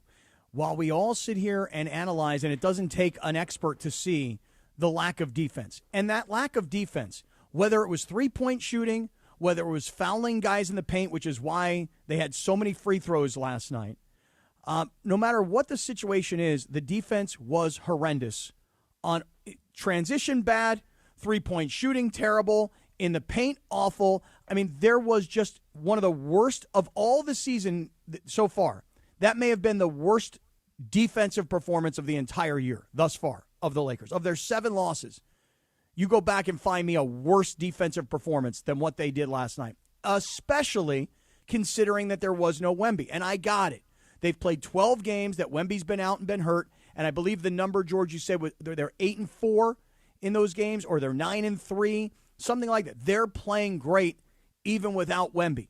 So they don't have their best player, and yet there was nothing that the Lakers could do defensively. And I'm not here to tell you that, these guys just mailed it in last night and they weren't giving you any effort. It's not that they weren't giving any effort. It's that they're apparently just not even close to good enough. No. Defensively.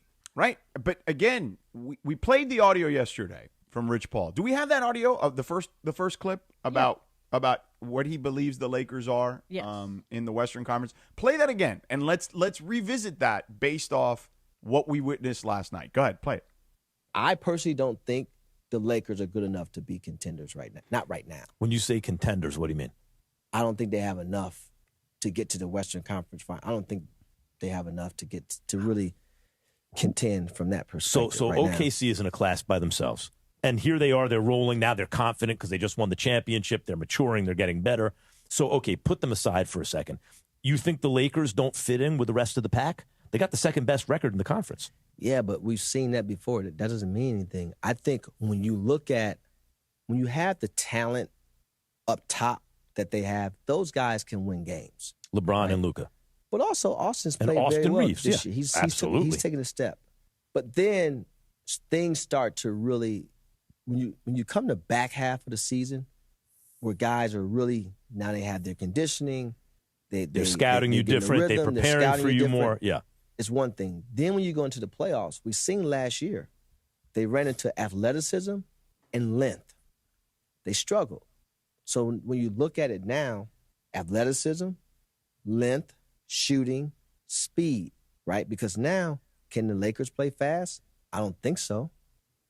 And style of play. You can't, that style of play is going to be very easy to guard But when you who get do to they the not playoffs. fit in with other than OKC? They're not a better team than Houston? Denver. Athletes. I think they fit in with, look, ideally Austin Reeves, and who knows what happens by the playoffs, is Ginobili, right? In an ideal world, on a championship team, he's the killer sixth man, right? Yeah. To make you a sixth man. Going back to the championship organization versus an organization with championships. I just don't. I think there's a couple things to be made, changes to be made in the short and the long. In the short, I'm putting LeBron as the screener. because Okay, you can no take offense this. We to don't need Ayton. this. But what he said there yesterday, we played yesterday. What he said on his new podcast, Game Over with Max Kellerman on the Ringer Podcast Network. Now listen back to it. You guys accused him of, taking swipes at the Lakers organization or whatever. Is he not accurate? He is currently, based on what we saw last night in particular, he's really accurate. However, I will just say this, George. In Dave McMiniman's reporting of last night's game, McMiniman brings up the Rich Paul comment that we just heard. And he actually says, it would appear, this is Dave McMiniman's words, it would appear Paul's client, meaning LeBron, disagrees with him. And, Lindsay, if you go to the first soundbite about LeBron talking about getting into the playoffs, this is what McMiniman says, that LeBron disagrees with Rich Paul. And I believe LeBron disagrees with him. Okay, Yes. play it. Let's hear it. It's December what?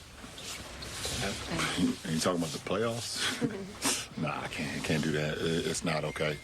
Not my mindset. I can't think about what we can do in the playoffs in December.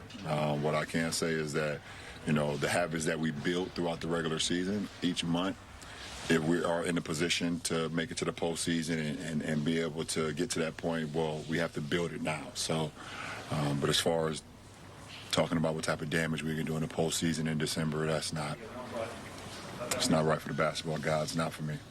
See, what LeBron is saying is... And I 1,000% believe that LeBron does not agree with his agent. Yeah, because LeBron... Well, let's start off with this. Many people, because yesterday, yes, you're right, I did say, well, it's easy for Rich Paul to do all this criticizing now when the partnership that he and Jeannie Buss had is no longer. So that is... I admit that. I take that one.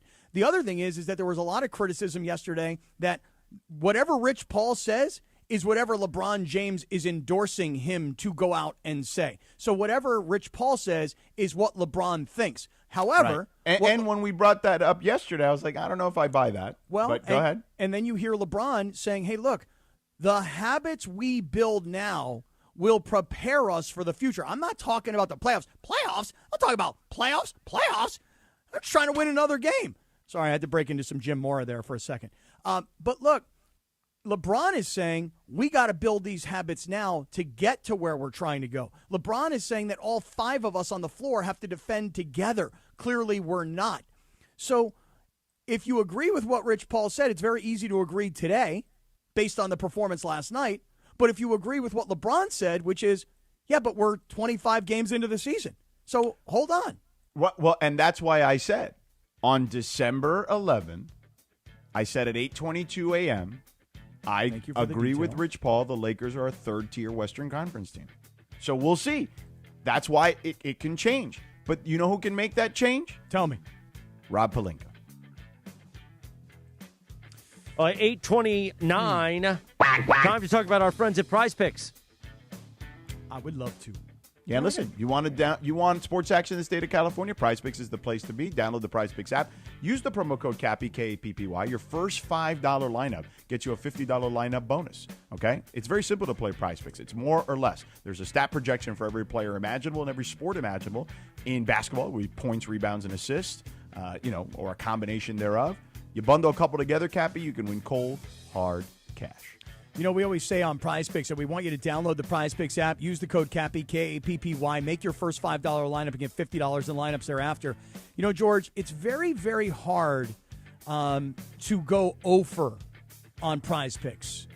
And last night, I did exactly that. I had Austin Reeves for more than 23.5 points. He had 15. I had De'Aaron Fox for more than 23 points last night. He had 20. I had DeAndre Ayton last night for more than 13.5 points, and it looked good early. He scored 8 quickly. He only got to 11. And I had Luka last night for 51.5 points, rebounds, and assists, and he only got to 48. So, Chris, you can tell your uncle, a.k.a. the Italian Stallion, that his boy Cap last night was 0 for 4 on my 4-pick flex play. We always say it's good to be right. Well, it sucks to be wrong on Prize Picks. I can tell you that right now. I will say this, though. Prize Picks, it is good to be right. 8:31. I don't know what we're doing next, Sedano.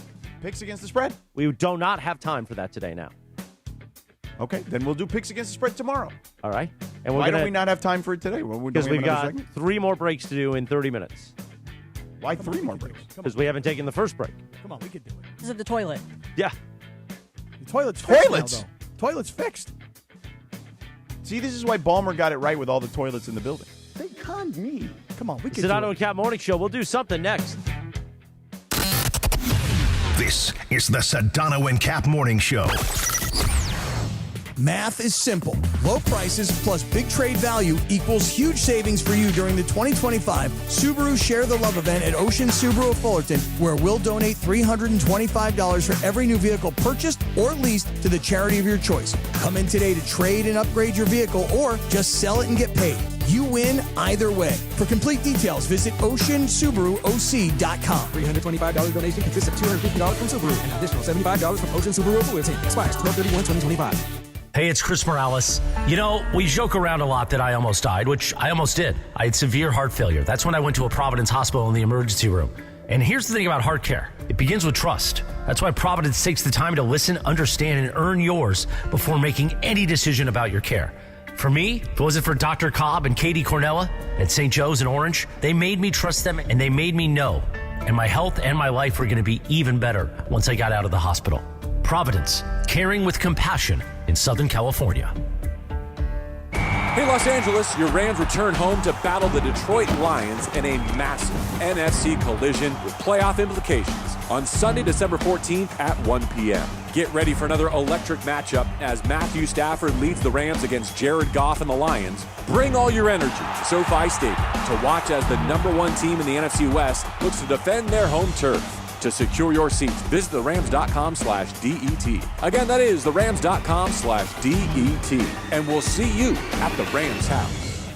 I'm not sure, Greg. Think Verizon, the best 5G network, is expensive? Think again. Bring in your AT&T or T-Mobile bill to a Verizon store today and we'll give you a better deal. Now, what to do with your unwanted bills? Ever seen an origami version of the Hollywood sign? Jokes aside, Verizon has the most ways to save on phones and plans where everyone in the family can choose their own plan and save. So bring in your bill to your local LA Verizon store today and we'll give you a better deal. Rankings based on root metric true score report dated 1H2025. Your results may vary. Must provide a postpaid consumer mobile bill dated within the past 45 days. Bill must be in the same name as the person redeeming the deal. Additional terms apply. Do you owe $10,000 or more in credit card debt or personal loans? With credit card debt at all-time highs, Debt Relief Advocates is urgently notifying consumers of debt relief now being made available, designed to aid consumers with out-of-control credit card debt. Those who qualify and enroll for this relief program will only have to pay back a fraction of what they owe. This is not bankruptcy or a debt consolidation loan. This is a relief program that credit card companies would rather you not know about, as it ends your debt nightmare and saves you lots of money. Consumers owing at least $10,000 in credit card debt or personal loans can now take advantage of this debt relief as the cost of living skyrockets. Debt Relief Advocates has established a relief hotline for you to call to learn what debt reduction you may qualify for, so don't wait. For this free information, call the Relief Hotline at 800-606-8737. 800-606-8737. 800-606-8737.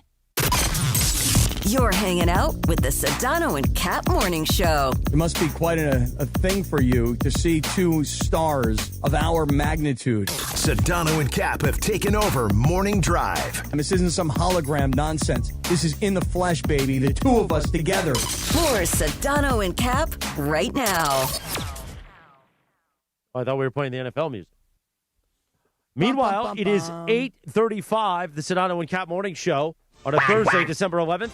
We are going to attempt to do picks against the spread. Lindsay, go ahead. All right. First game, we're We going to can break it up into two seconds. Okay. So we are going to pick the Colts game, right? I know we're sticking with the Raiders. Okay. Let's pick because there was no unanimous vote by Cappy. All right, so we'll start with the Chargers at the Chiefs. Chiefs minus 5.5. So let's do the first two games, okay. and then we'll do three later. Okay. All right, Chiefs 5.5. Berg, how about you go first? I'm going to go with the Chiefs with my 2 because I don't believe in the Chargers still. Right. I'm going to go with the Chargers, and I'm going to make that my 3 because I got to get close to Cappy. Briones, how about you? Give me the Chargers at 2. All right. Christopher. I'll take the Chargers, shockingly enough, and that is my 2. Cappy? Don't think this is going to surprise anybody, but I'm going to take the Chiefs They're at home. They're completely desperate. Kansas City, that's my 3. All right, George? Yeah, I mean, KC's desperate, but I just think the 5.5 is a big number. And I think Vegas is doing the thing where they feel like KC's desperate. So I'm going to take the Chargers, but that's only my 1. What a team we have. All right, next one. We're finally going to pick the Bills game. Bills minus 1.5 at the Patriots. I'm going to go with the Bills, and that's going to be my 4. Greg, how about you? I am going to go with the Patriots, home dogs, to a team that can't cover the spread pretty typically. Patriots, my 5. Wow. Jonas. Give me the Bills at my 5. Whoa. Christopher. Wow. Bergie has inspired me. That is why I will take the Patriots, and that is my 5. All right, let's go. George, you go first. I'm going to take... Look, I think this game's going to be really close. But I think New England's going to win. I think they have the better coach. So I'm going to go New England, and that's my 2. I'm going to go the opposite direction. Of course. Well, here's why. Because the Bills have already been defeated by New England earlier this year. The Patriots have won 10 or 11 straight games now. They've got the best record in their division. Bills are looking up, and the Patriots are coming off a bye, which you would think would make them healthy and rested. I'm going to go with Buffalo, who all of a sudden now has some momentum and needs to split this series. I'll take Buffalo, but that's only my 2. All right. So, Chris, do you want to do your Felix Chevrolet read here real quick then? I have 2 other liners I need to make up first. So, there's what? Get ready for a minute of me just talking now. Do it. Because I need to do these 2 liners. ESPN LA is giving you the chance to win a brand new Pedigo e-bike. Join Travis Rogers, Sua Cravens, and myself this Sunday for the Rams postgame show live from Hollywood Park Casino. While you're there, enter to win the e-bike and score other great prizes like signed memorabilia or game day tickets. Don't miss it. Hollywood Park Casino, 3883 West Century Boulevard in Inglewood. This Sunday after the game, must be 21 or older. Hollywood Park Casino, party and play 24/7. We mentioned Rams-Lions on Sunday. Don't forget, football fans, the Rams Toyota countdown to kickoff is live from Cosm this Sunday. So, I just talked about postgame. How about pregame? Join Travis Rogers and Sua Cravens live from the hall at Cosm. Experience massive wall-to-wall LED displays, local food, craft cocktails, local food and beers, the perfect way to get game day ready with ESPN LA. Plus, show your SoFi Stadium ticket for free hall entry. So if you're going to the game, don't miss it. You can be at the hall for free. Don't have to pay to get in. Learn more at Cosm.com. Meanwhile, hold on. I need to get. Are we going to do the Raiders here and then go to break, and you can do Felix Chevrolet? How about we do a little content and then you can do Felix Chevrolet? That's fine. That? Give me the music again, the football music. There we go. All right, go ahead, toilet's Linz. working really well. All right. Yeah. So, Raiders at the Eagles. Eagles are getting, it's minus 11.5. That's a big line. But I picked them last week, and they disappointed me, so I'm going to pick them again this week just because the Raiders stink. So I'm going Philly, and that's my 1, Greg. I hate doing this all the time. It's the Raiders. I get them wrong. I got them right last week, thankfully. But I'm going to go with the Raiders, and they're going to be my 3. 11.5 is too much. Hey, Bergie, do you know if Davis Allen is playing quarterback for the Raiders this weekend or not? I believe that it's Kenny Pickett, Cappy. Okay. All right. Good. That's not on It is Gino. not Gino. Okay. No, it's not. Gino Smith! That's not on Gino. Briones. I'll take the Eagles at 1. All right. Christopher. Can't believe I'm doing this. Do it. Uh-oh. I will take JT the Brick, Pete Carroll's fake teeth, Las Vegas Raiders of Oakland and Los Angeles, and that is my 4. Ooh, I like that. That's dangerous. That's my a good God. play. That's how you make What a Bergman, what did you take? I took the Raiders for my 3. Ooh. I took the Raiders last Chris week, and that was my 5. Yeah, I topped it. I thought my 3 was God. Kenny high. Pickett showed us something, and it was JT the Brick's birthday last week. Right. Okay. Kenny Pickett has small hands. Small Yeah, he's hands. 5 years away from Social Security, and he sounds like it. Go ahead. Sedano. I'm going to take the Eagles. They're going to destroy the Raiders having to come east. It's Raiders, and that's my... Eagles, and that's my 4. Sometimes it's got to get really hard. Cappy? Eagles can't score. I'll just tell you this. Raiders last week, I had them at 5, and when they kicked that field goal, and everybody was so upset about that field goal, Bush League, be a man, throw the ball in the end zone, everything that was said, It worked out right for me. I had the Raiders at 5. This week, however, Eagles win, don't cover 11.5. I'll take Kenny Pickett, my Pitt Panther, and the Raiders to cover, but that's only my one. I don't know about that. Oh, you coward. Yep. It's only my one. Admit it. All right, now go do Felix Chevrolet. We'll finish the last 2 picks on the other side. 8:42, the Sedano and Cap Morning Show on Thursday, December 11th. Take a sip out of my Felix Chevrolet coffee mug. Cheers. Cheers to you and Felix Chevrolet. Big Cat. Oh, it's beautiful, man. All right, the holidays are coming up. You see me wearing the Santa Claus hat from Felix Chevrolet. It's got that big cat on the front, and I told you about it earlier in the week. Let's say you grew up in the Southland. You were riding with your parents while you drove by the big cat right there on Figueroa across from USC. You know, Felix Chevrolet's been doing it since 1921, taking care of Southern California and the Southland with brand new Chevys or pre-owned Chevys. Here's the thing. You dreamed that one day you'd be successful enough to buy your own brand new Chevy truck or maybe a Corvette from Felix Chevrolet, and now you are successful enough to do that. You walk into Felix Chevrolet. You say, where's the general manager? Nicky D, one of the coolest cats in town. He's going to come on out and say, how you doing? You're going to say, Morales at ESPN LA sent me. And Nicky D, I want to pet that big cat. And he's going to take care of you. You want an EV, right? He's got you covered. Truck, or you can get, another EV, and they've got you covered with that. Or you want to step up like Cappy and buy a brand new Corvette and show everybody in town, I'm driving a new Corvette with that awesome Felix Chevrolet license plate. Just go down to Felix Chevrolet right here in downtown LA on Figueroa, right across from USC. You see the big cat overlooking Fig? Say, Nicky D, I want to pet that big cat. By the way, tomorrow I'll be there in the afternoon because the big cat's going to be walking around. It's a Felix Friday tomorrow. And then Saturday, we've got a really cool community event that I'll tell you about tomorrow. Felix Chevrolet right there in the community. Find out more at FelixChevrolet.com. We will continue picks against the spread in 3 minutes from right now on the Sedano and Cap Morning Show.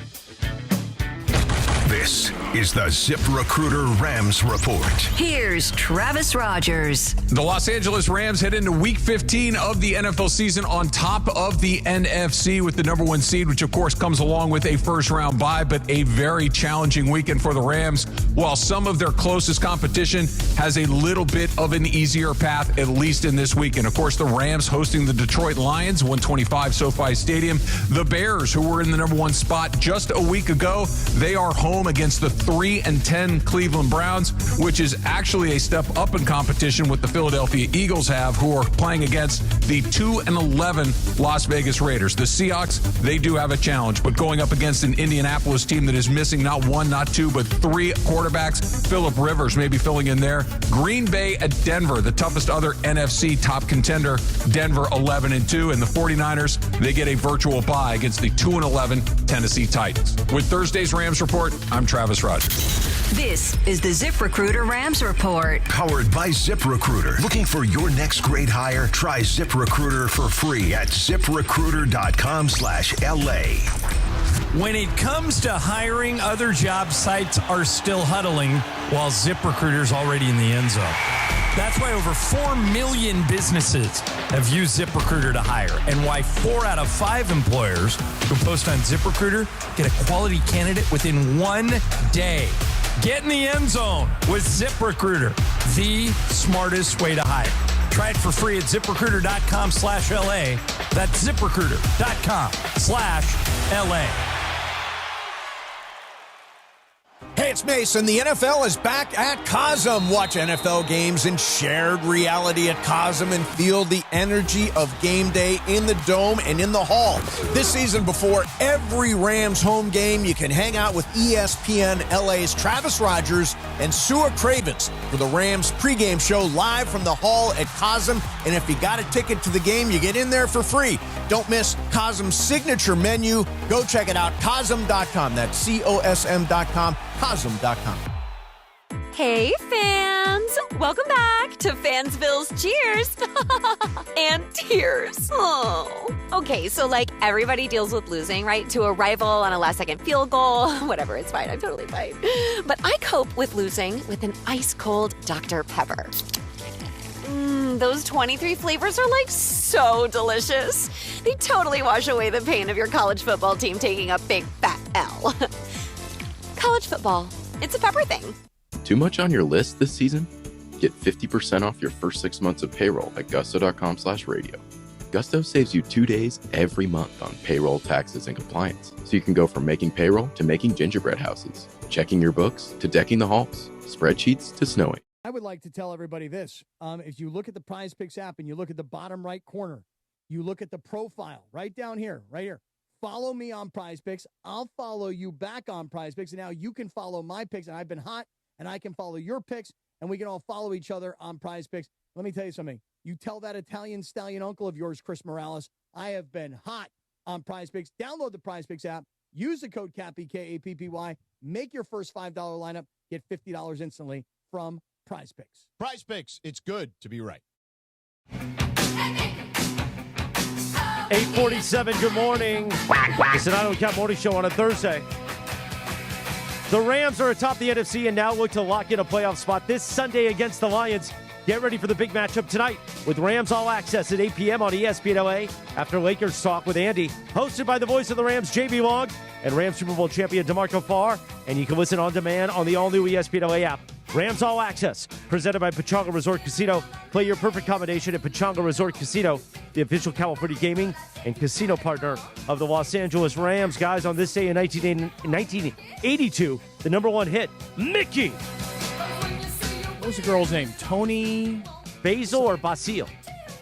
Yeah. Oh, Mickey, you're so fine. You're so fine. You blow my mind. Meanwhile, let's hit the NFL music already in progress, Jorge, because we continue with picks against the spread heading into Week 15. All right. We've got 2 games left, so we're going to do a quick leaderboard update here. Right now, in first place, Cappy overtook Sedano last week. He's got 111 points. Because of the Raiders being gutless. That's right. That's right. Those gutless Raiders. And Cappy, you have 111, and George is 5 behind you with 106. And by the way, I had the Raiders as my 5 last week. That is the difference. That field goal changed the game. Oh, my God. It may change the season. Yeah. And then in third, we've got Christopher with 99. I have 88. Wait, no. You have 84. Sorry, I have 84. Man. So now I've even extra 4. I've even moved down. Where's Briones, who missed a week, is still like right there with you and Berg. And yes, he's in 4th. Yeah, he's in 4th. I'm in 5th, and Berg is in last. I mean, Briones should be in 3rd if he wouldn't have missed a week. You're right. I'm last now. I miscounted. I'm sorry. Yeah, if Briones doesn't miss a week, he's at least in 3rd place. Birdie, that's swag, baby. Yeah, I got to get better. That's why he wants to take the Raiders out of the But picks. you know what, Bergie? You fixed the toilets today. That's all that matters. Hell of a plumber. I was the plumber today. Yeah. All right. Nice plunger you got there. And mostly because it was my fault that it got backed up. No, so you used the snake. You know what I mean? Right. He snaked it, huh? I actually just bought one of those drain snakes. Anyway. Packers Broncos. Packers minus 2.5 at Broncos. And you know what? I said I didn't think that the Packers were a for real team. And I think they heard me and they took that personal. So I'm going to go with the Packers, and I'm going to make that my 2. Greg. I don't believe in the Broncos. They play close games. They just seems to win, but I feel like the Packers are the better team, and despite it being a close game, I'm going Packers. That's my 4. Briones? I'm going with the Broncos at my 3. Oh, wow. I'll take the Broncos, and that's my 1. Okay. So I'm the lone. No, I'm not lone because Berg's got him. Sedano, let's have you go and then have the first place guy go first. The Packers are 9-0-1 when scoring 20 or more points this season. 0-3 when they don't score at least 20. The Broncos are not going to let them score 20 points. I'm taking the Broncos. That's my 5. Wow. Wow. Cappy? I'm going to tell you that George and I are going to be on the same page here. You're just a coward. That's no fun. I think the Broncos will win this game. I think it's a 3-point game. They win close games. They're home. I'm not a Packer believer yet. Last week against Chicago, I think I came away more on the Chicago side than the Green Bay side in terms of who I believe in. Really? I've been on this Denver thing all year. I think Denver continues to roll. I think they win. I'll take Denver. That's my 4. They're frauds. Yeah, I agree with Craig. All right, so last game here. We've got the kneecapper guy, the kneecapper biter against Sean McVay. Lions at the Rams. Rams minus 5.5. And you know what? I just don't think that Jared Goff and his crybaby ways are going to be able to beat Matthew Stafford and the Rams. So going Rams, and that's my 5. Greg? 5, big number there. I am also going to take the Rams here. 5.5 is a lot, but it's at home against Jared Goff. I like the Rams. That's my 1, though. He's a dog. Weak. Brownness. I only had that left. Well, I mean, you should have thought about that. Yeah, you should have. I'm going to I take like the what I did, Lions. Kathy. He was busy unclogging the toilet. That's right. That's true. I got to give him a break. Give me the Lions at my 4. We believe in us. Wow. Christopher? I'll take the Rams. That's my 3. Oh. Happy? Rams win. Rams win convincingly. Detroit has been too inconsistent. You know, they lose to Philly, they beat the Giants. They lose to Green Bay, they beat the Cowboys. Well, now they're facing the best team, the most well-rounded team in the entire NFL, and the Rams finally get them at home. It's payback time. Rams win, Rams cover, and that's my 5. The dagger. George? I got Rams 3. Okay. Well, that is your Week 15 picks against the spread. See? 8:53, Cappy talked about our friends at Ocean Subaru. Oh, it'd be my absolute pleasure to talk about everybody at Ocean Subaru. Listen, Ocean Subaru wants to give you a math equation, but it's a really elementary math equation. Big trade value, okay, when you combine that with low prices, so maybe do the math here. You go low prices, and then you plus on your calculator, big trade value, and then the equals part of it is huge savings for you at Ocean Subaru of Fullerton. If you come in today and you upgrade your vehicle, or if you just want to sell it, you can get paid. Do you understand what I'm saying? You've got a used car. You're not trying to trade it in to get a brand new Subaru, which, by the way, you should. I mean, I'm in the Subaru Forester, safest vehicle on the road, sporty, has all the modern technology that you would expect. And sometimes this vehicle is so safe that if you're backing up and all of a sudden it looks like, you know, the mirrors or the camera's going beep, beep, beep, beep, beep, it will stop you before you hit anything. It won't even allow you to hit anything. It's an amazing vehicle. So the math is simple, and we've crunched the numbers. You win either way. You want to come in and upgrade? We'll give you more for your trade-in. You're going to pay so little, especially in interest rates. But let's just say you want to trade it in and get paid. We'll pay you right there. No gimmicks, no hidden fees, just reliable, amazing vehicles at Ocean Subaru of Fullerton. Visit us at oceansubaruoc.com or come to our showroom. We'd love to have you. Visit with Omar. Thank him for his service. He's got an incredibly friendly staff, but they're educated, they're smart, and they're really here to help you get into the safest vehicle for you and your family. Right on Euclid Street in Fullerton.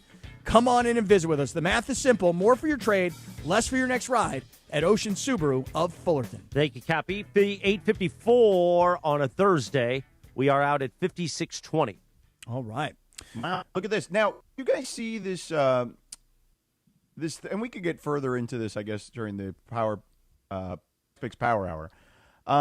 The Troy Aikman story about NIL, where he said he's not giving to UCLA anymore. He's done with NIL because he gave money to a kid who transferred after a year or whatever it was, or left the program and didn't even get a thank you note. Now, Greg, you are our UCLA Bruin boy. Yes, sir. Besides being the top plumber on the show today, just today. You believe you know who that is. You have made a reckless speculation as to who you believe that is. I am making a reckless speculation for sure. I think it's Dante Moore. It just makes sense because he was a quarterback that was here for 1 year. It was right around when NIL was starting, or was like just at a high point. So he was here, went to Oregon. It just makes sense to me. Yeah, but you want to know something? Quarterback. And we can get deeper into this, but here's the thing. Troy Aikman's not alone, George. There are plenty of people who are not as famous as Troy Aikman, who didn't necessarily play the sport at the school, who already have what I'm going to call NIL fatigue, and I'll explain more when we get into the Power Hour. Yeah, I think we can do that for sure. And I do want to get further into the Lakers and kind of where they stack up in the West after a rough loss yesterday. So we'll do heavy Lakers. We'll do some college football. Lincoln Riley and another couple names regarding who are tied to Southern California are being regarded allegedly, according to Vegas, and in regards to the Michigan job. So let's get to that too. Dr. Clapper's going to stop by as well. How are you? So lots to get into in the Power Hour, Prize Picks Power Hour. Rich Eisen Show begins at 9 a.m. terrestrially on 7:10 a.m. and the all-new ESPN LA app. We will be on YouTube and the ESPN LA app. The Prize Picks Power Hour is next.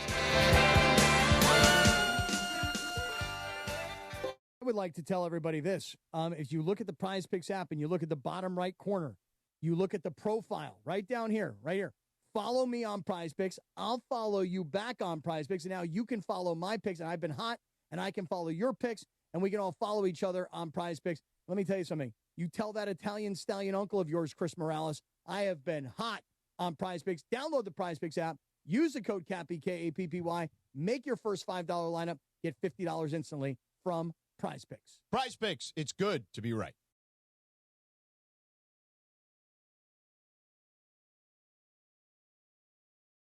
And the adjuster leaves you in the lurch. Take a breath and call Avner Gatt, one of Southern California's largest public adjuster firms. Avner Gatt knows how to fight back when your insurance company makes you feel like a criminal, leaving you with no hope of getting into your home and getting it all back together.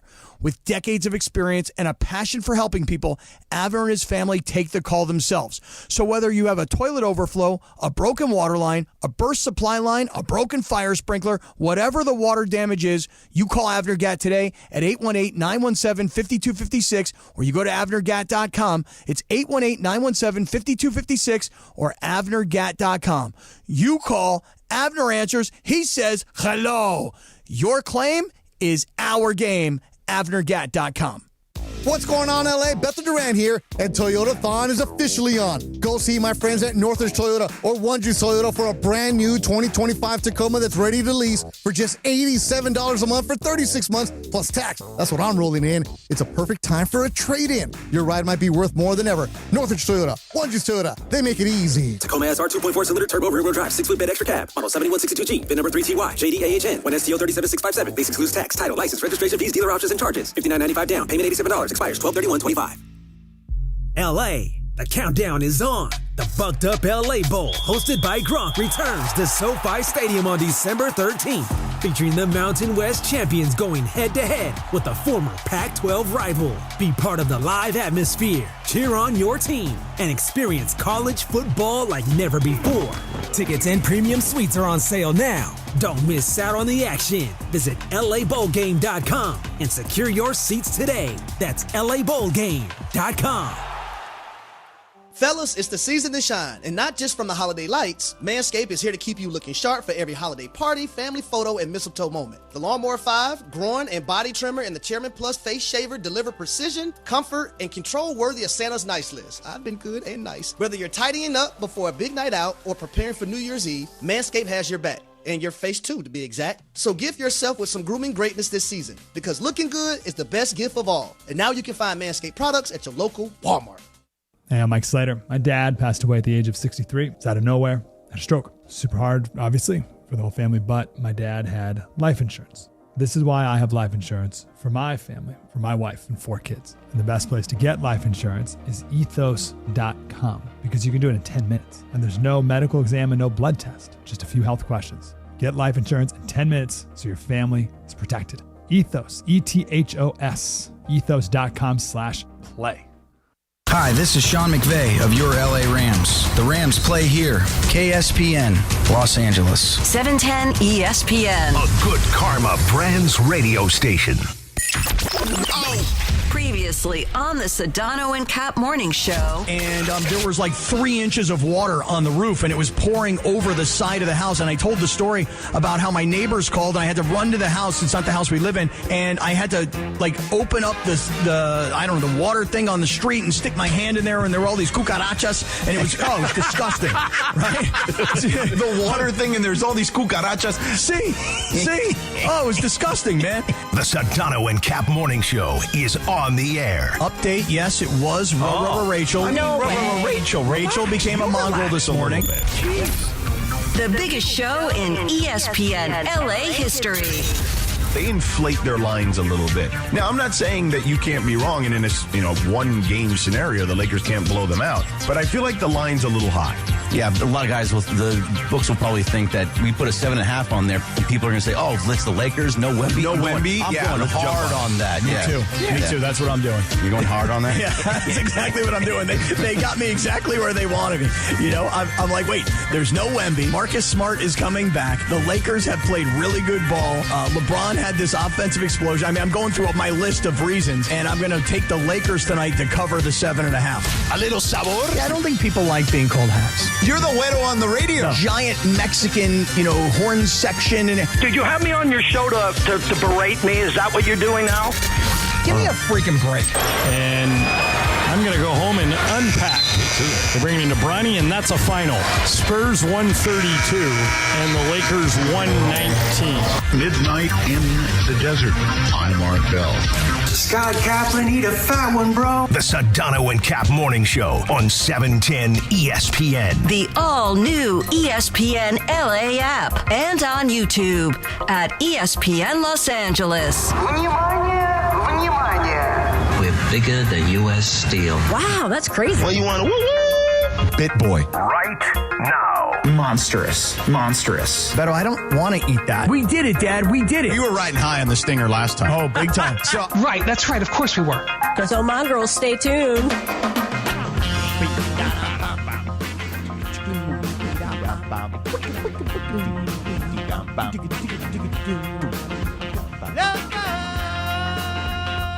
.902 and 30 seconds. Cappy, something happened to your level, but I don't know. What happened? I don't know. What happened to it? Do you need new plumbing? Do you need Bergman to go plunge you? I think you were just off mic. Yeah. I was back here going, The Sedano and Cap Morning Show is on for Thursday, December 11th, 2025. 66 degrees now downtown L.A. Not far from here on Saturday morning, Dr. Robert Clapper, the Weekend Warriors Show. We will be live because I'll be here too. Banging calls all morning long, getting ready for Sunday when Dr. Robert Clapper will be handling the coin toss before Rams-Lions. Wow. That's awesome. Awesome. And Dr. Now, Robert Clapper joins us right now. You guys bang calls? We will be banging calls Saturday morning. Wow. Hey, Dr. Clapper, congratulations, man. I mean, out there for the coin toss before a Lions-Rams. I mean, this is a huge, huge game.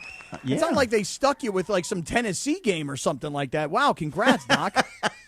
Thank you, Scott. They're honoring a patient of mine who had a heart transplant, and I did a knee replacement on him. Pretty challenging case, and he's come through like a champ. And so Cedars-Sinai, the Rams want to honor this guy.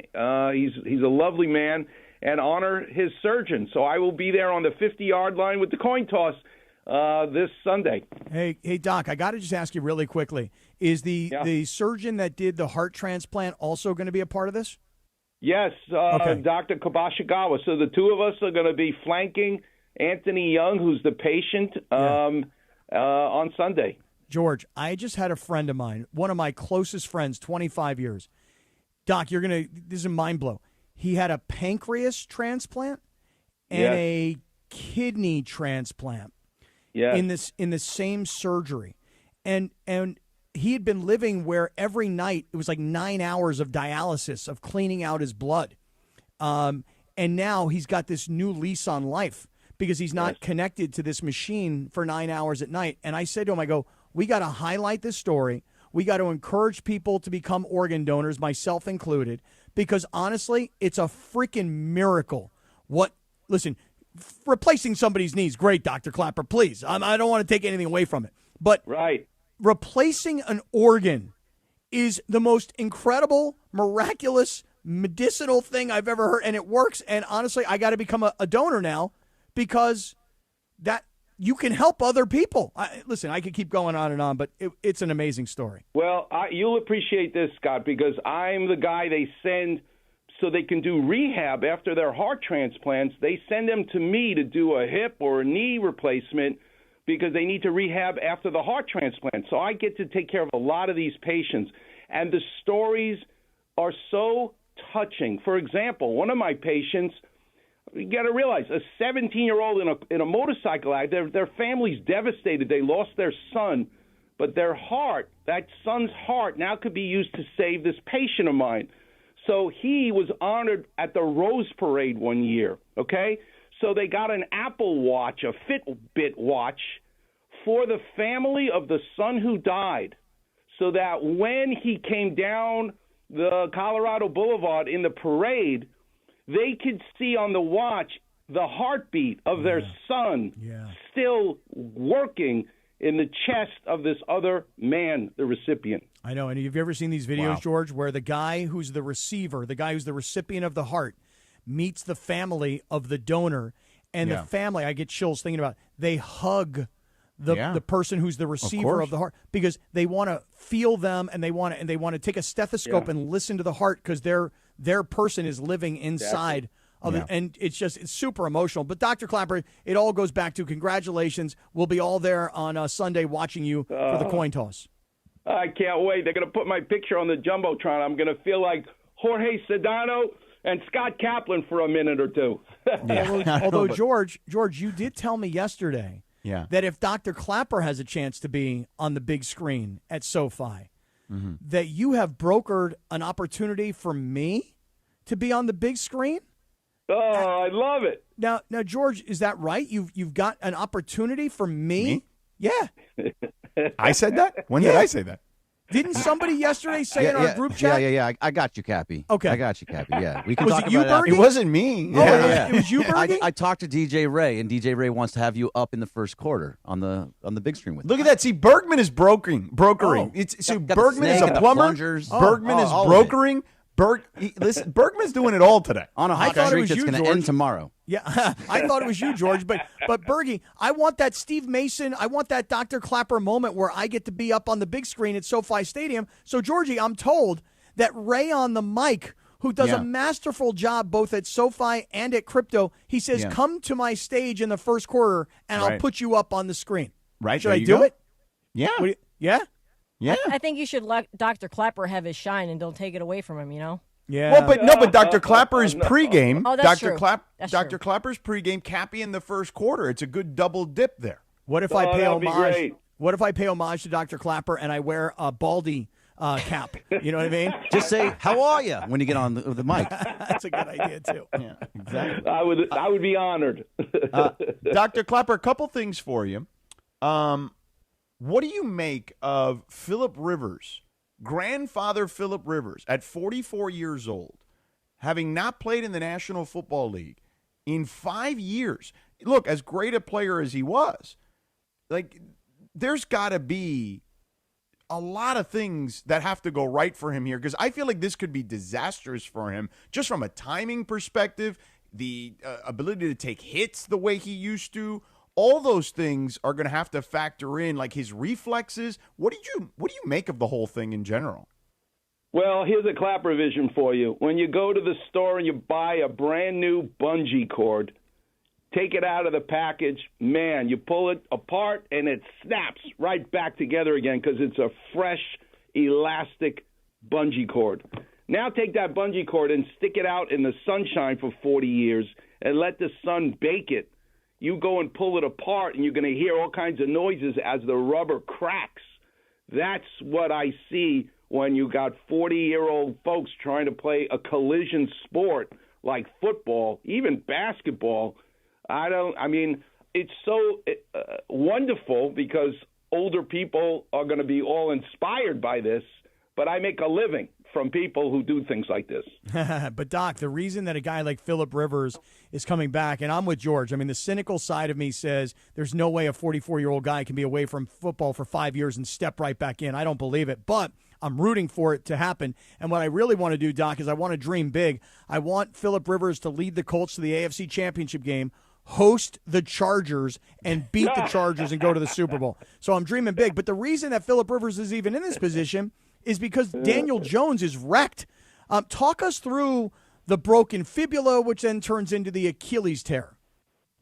So it's a great question, Scott. So you might want to associate the fact that in 2023, Daniel Jones tore his ACL on his right side, his right knee, that maybe that has something to do with now an Achilles tear on the same right side. But in my opinion, that is not the case. In fact, nobody could have done an ACL and story better than Daniel Jones because he waited. And for all the weekend warriors who listen to your show, and so many do, don't let your surgeon take you right away to surgery after you tore your ACL. Let the swelling come down. Let the range of motion come back. And then you do the ACL, not doing it right away. And that's exactly what happened with Daniel Jones.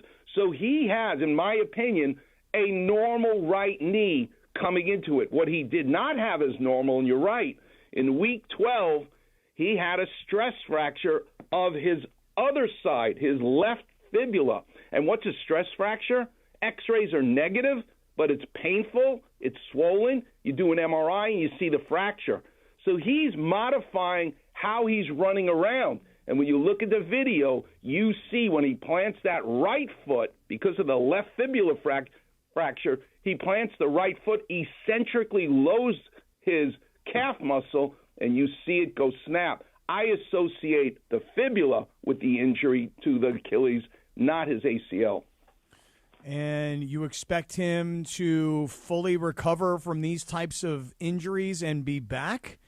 I mean, I'm not saying that it's career-ending. Aaron but... Rodgers. Okay. Aaron Rodgers, he'll be back, just like Aaron Rodgers was back. I couldn't believe, Dr. Klepper, I did the game against the Texans, the Colts-Texans on ESPN Radio, where he played, where it was first announced that he had the fractured fibula. I couldn't believe he played through that game in general. Like, the fact that he went out there to me was astonishing. Yes, he is tough, and he's to be given that respect. So that's why I can tell you guys, get ready. We're going to do the Achilles tendon repair the new way that we do it, which is basically bolted back into the bone rather than just sewing it up like we used to. He's going to be back with a wonderful Achilles tendon, stronger than it was before. Dr. Clapper, as we get into these last few weeks of the NFL season, they're all playoff games now. Kansas City will host the Chargers this weekend, and they're in total desperation mode. And the Chargers just banked a great win against Philadelphia. But we all know what's going on with Justin Herbert, hand fracture, screws, plates, tying up fingers. Just walk us through how dangerous it is for a guy to be playing when his non-throwing hand is in the condition that Justin Herbert's is in, even surgically repaired before last week's game. So the plate and screws, I want you all to look at the back of your hand right now. And again, now go palm up and go palm down. The fingers is not what's broken. What's broken is the big, long bone in the palm of the hand, which is the metacarpal. And tremendous credit to the kind of plates that we use, the kind of screws that we use, where we use the good part of the bone to help stabilize the broken part. And that technology is amazing. But actually, the real reason Justin Herbert is able to play without any real, with reckless abandon, is not because of the surgery per se, but it's due to the anatomy. So I'm going to give you a Clapper vision so that you'll really understand why this is for want of a better term, a stable type of fracture in the hand. So I want you to imagine, and maybe the guys can do this, they can pull it, a picket fence, like a white picket fence that's around a wonderful suburban house. Mm-hmm. And if you ever took apart a picket fence or built one, you would know that there's strategically placed posts, and the first thing you do is put the posts in the ground, and the next thing you do is horizontal bars that connect those vertical posts. It's the third step where you put those slats up, the picket fences themselves. The picket fence, the slats, is the metacarpal. But the horizontal bar that allows that picket fence to be so wide, they're horizontal, they're transverse. Well, your hand, when you look at the back of your hand right now, those are the vertical slats are the metacarpals. But there are horizontal bands that are called the transverse metacarpal ligaments. And because it's a fracture in the middle of the hand, he has wonderful horizontal slats from the other bones that are helping to stabilize it. And that is why you're able to play the way he did. Yeah, Cap, he's got better horizontal slats than you. He has, you're wrong, George. He doesn't have horizontal slats. You know what he has? What? Horizontal slats. Oh, stop. They're horrible, those horizontal slats over here. Dr. Clapper, we can't wait to see you on the field this weekend. Thank you so much for always making time for us. You guys are the best. You bring out the best in me. Thank you so much. Love you, Doc. Appreciate and Dr. Clapper, we will enjoy Saturday morning live at 7 a.m. right here on ESPN LA, presented by Cedars-Sinai as we bang calls. Right now, I want to bang this. Tell us about our friends at Prize Picks, the Prize Picks Power Hour, Sedano and Cap. Yeah, listen, Prize Picks is the place if you want sports action in the state of California. The place to be. Download the Prize Picks app. Use the promo code CAPPY, K-A-P-P-Y. Your first $5 lineup gets you a $50 lineup bonus. It's very simple to play Prize Picks, okay? There's a stat projection for every player imaginable and every sport imaginable. And you play them. It's very simple. You go points, rebounds, assists for a basketball player. Maybe yardage or touchdowns for a quarterback. You go more, you go less. You bundle a couple together. You can win cold hard cash.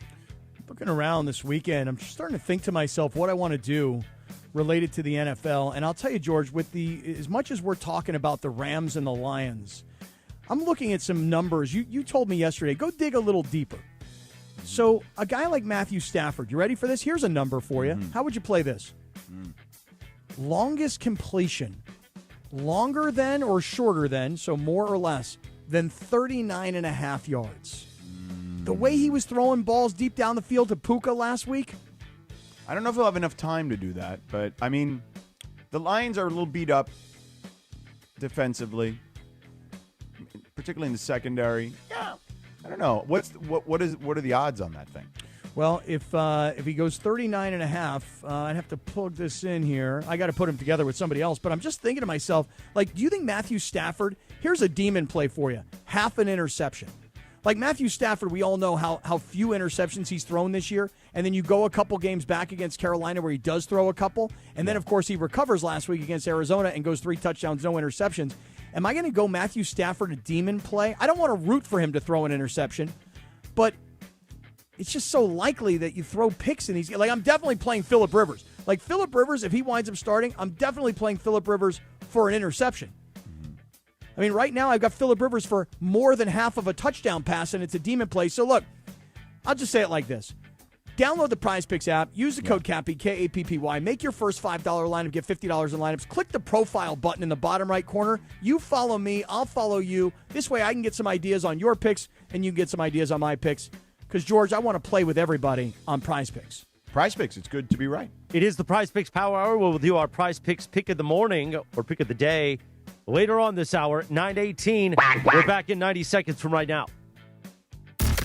Rams fans, it's your boy Stuart Cravens. Pechanga Resort and Casino, the official tribal casino of the Los Angeles Rams, is throwing an epic watch party Thursday, December 18th at Kelsey's inside Pechanga as the Rams take on the Seahawks. Show your Rams love and come out and enjoy food and drink specials and score big with awesome prizes. Like a VIP sports experience inside the ESPN LA suite or playing a golf foursome with me at Journey at Pechanga. It's free to join, but spots are limited. Lock in yours now at ESPNLA.com.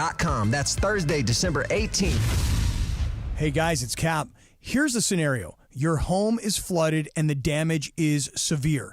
Now it feels like your insurance company is turning on you. They won't approve a replacement living arrangement, and the adjuster leaves you in the lurch. Take a breath and call Avner Gatt, one of Southern California's largest public adjuster firms.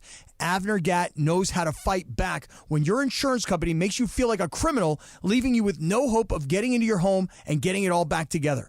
With decades of experience and a passion for helping people, Avner and his family take the call themselves. So whether you have a toilet overflow, a broken water line, a burst supply line, a broken fire sprinkler, whatever the water damage is, you call Avner Gatt today at 818-917-5256, or you go to avnergatt.com. It's 818-917-5256 or avnergatt.com. You call, Avner answers, he says hello. Your claim is our game. AvnerGatt.com. You're hanging out with the Sedano and Cap Morning Show. It must be quite a thing for you to see two stars of our magnitude. Sedano and Cap have taken over Morning Drive. And this isn't some hologram nonsense. This is in the flesh, baby. The two of us together. More Sedano and Cap right now. Take my hand and I feel it deep down. 9:20. Sedano and Cap Morning Show on this Thursday, December 11th. He turned 71 years old today. He was part of the Jackson 5. Then he was solo when he was just Jermaine Jackson.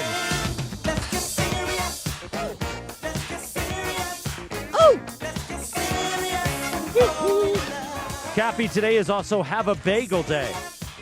Wait a second. What do you mean? Well, you're Jewish.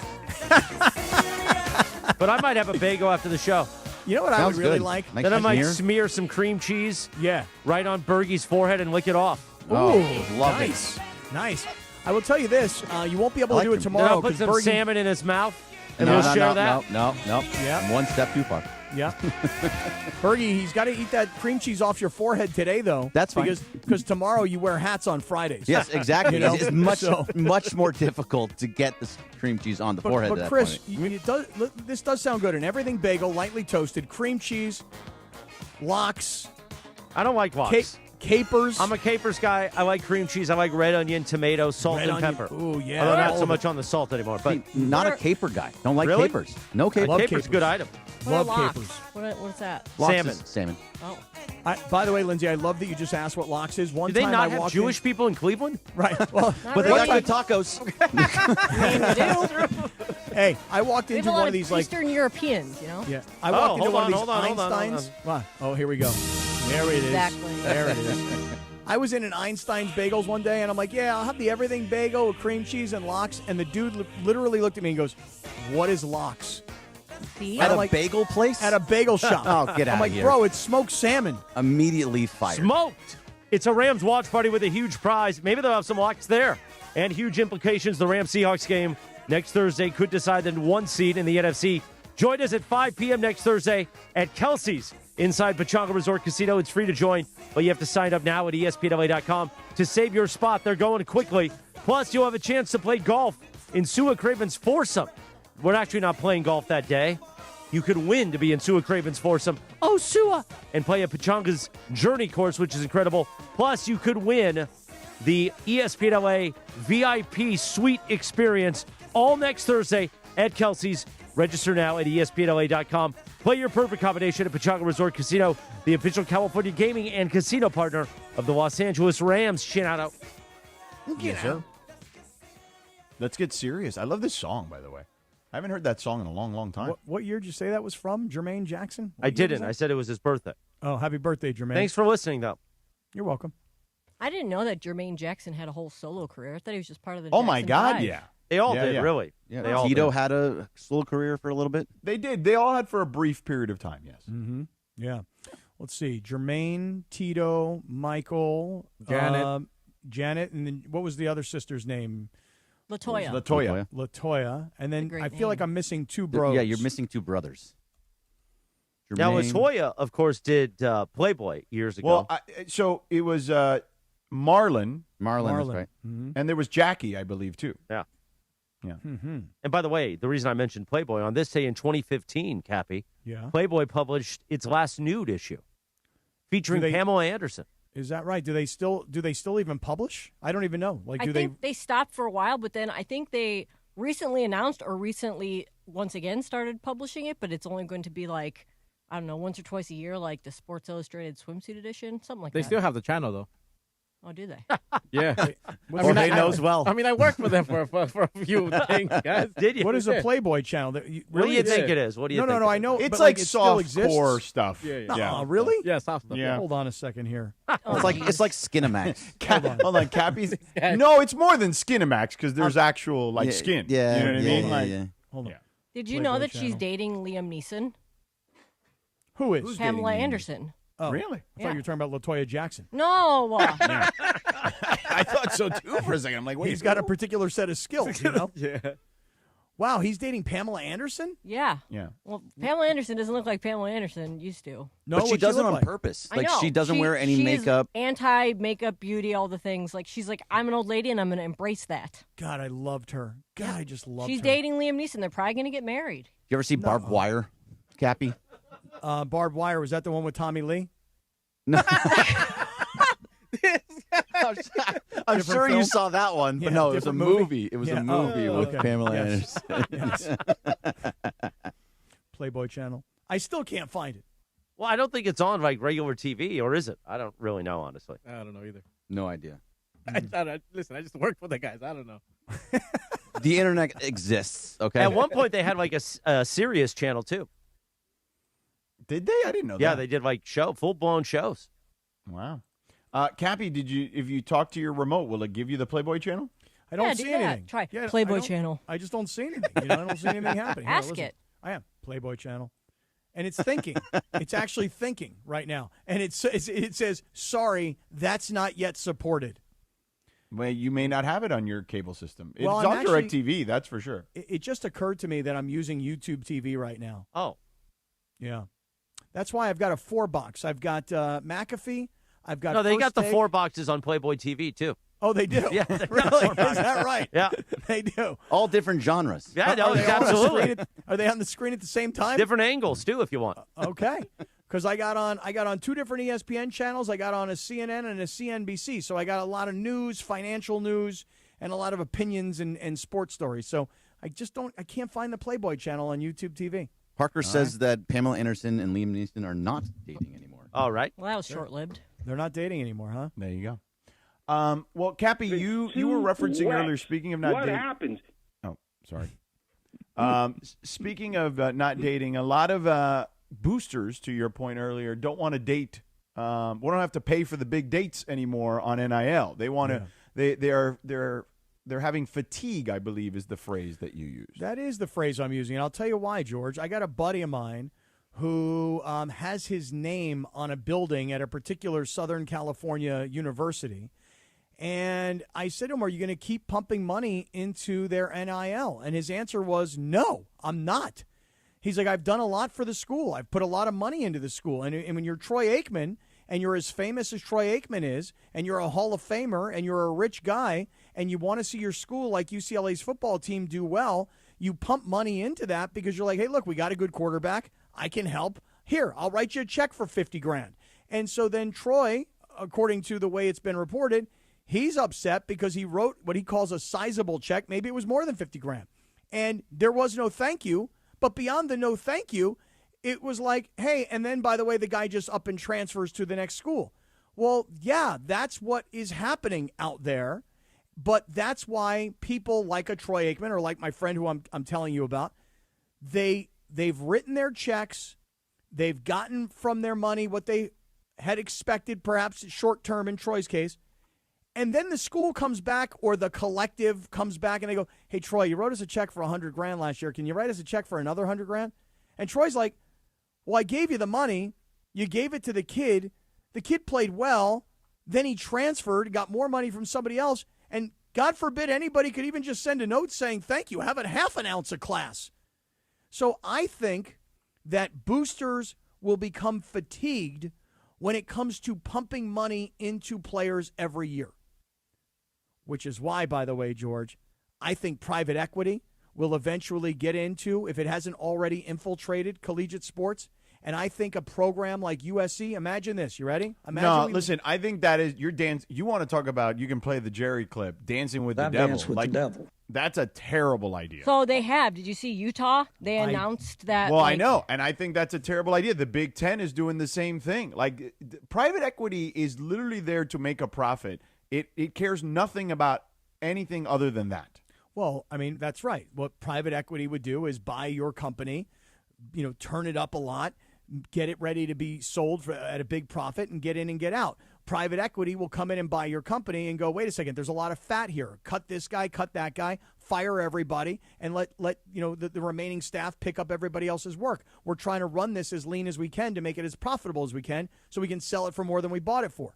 But the notion that private equity would buy a chunk of a college football program. Think about it, George. You ready? When the Chargers recently sold 26% of the franchise, okay, they got a cash infusion and they bought out one of the siblings of the organization. So that's what private equity did for you. It infused you with capital or it bought out a partner. But, George, it's happening all over in pro sports where NBA owners, as an example, in smaller markets, need liquidation of cash. So they're selling small pieces of the teams to generate cash, right? If you're a college football program, let's just use USC, for example, and somebody could value the USC football program at, I'm making up a number, $500 million. And a private equity firm says, yeah, we'd like to be half owners of the USC football program. We'll give you $249 million in cash. Can you imagine a college football program receiving a cash infusion one time of $250 million and what that would do for them? So yeah, I know, but then they got to pay it back. Well, you know what they got to do, George? They got to make the money back for somehow. Right. They got to be really good so that their valuation goes up. And so all of a sudden, in my equation, if the USC football program is valued at $500 million and somebody puts in $250 million and then they win a national championship and their valuation goes from $500 million to $1 billion, well, then you can sell that chunk and the private equity firm just turned $250 into $500.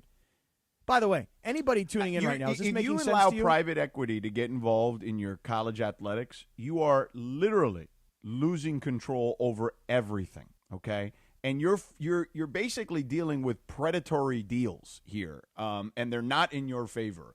So I think it's a complete travesty if anyone decides to go that route because they're going to regret it long term. So in Utah, they said that they're not selling parts of their athletics department. They're not ceding operational control to a third party or relinquishing any control of its facilities. So basically what they did was they made this corporation or LLC, called the Utah Brands and Entertainment. And so they're saying that they're going to use that to oversee like their corporate sponsorships in the arenas, their ticketing, their event-related revenues like concerts and stuff like that, and then campus-wide trademarks and licensing. I'm sure that has a lot to do with, like a Nike sponsorship deal on the jersey, stuff like that.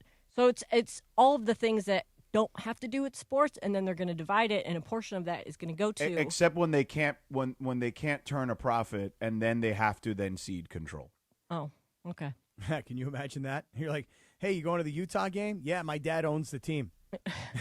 Right, that becomes the problem. That sounds great in theory until you can't turn enough profit for the money you've received, and then you have to start ceding more control. But that's just that your point is made that when you talk about losing control, I think college football in particular has already lost control.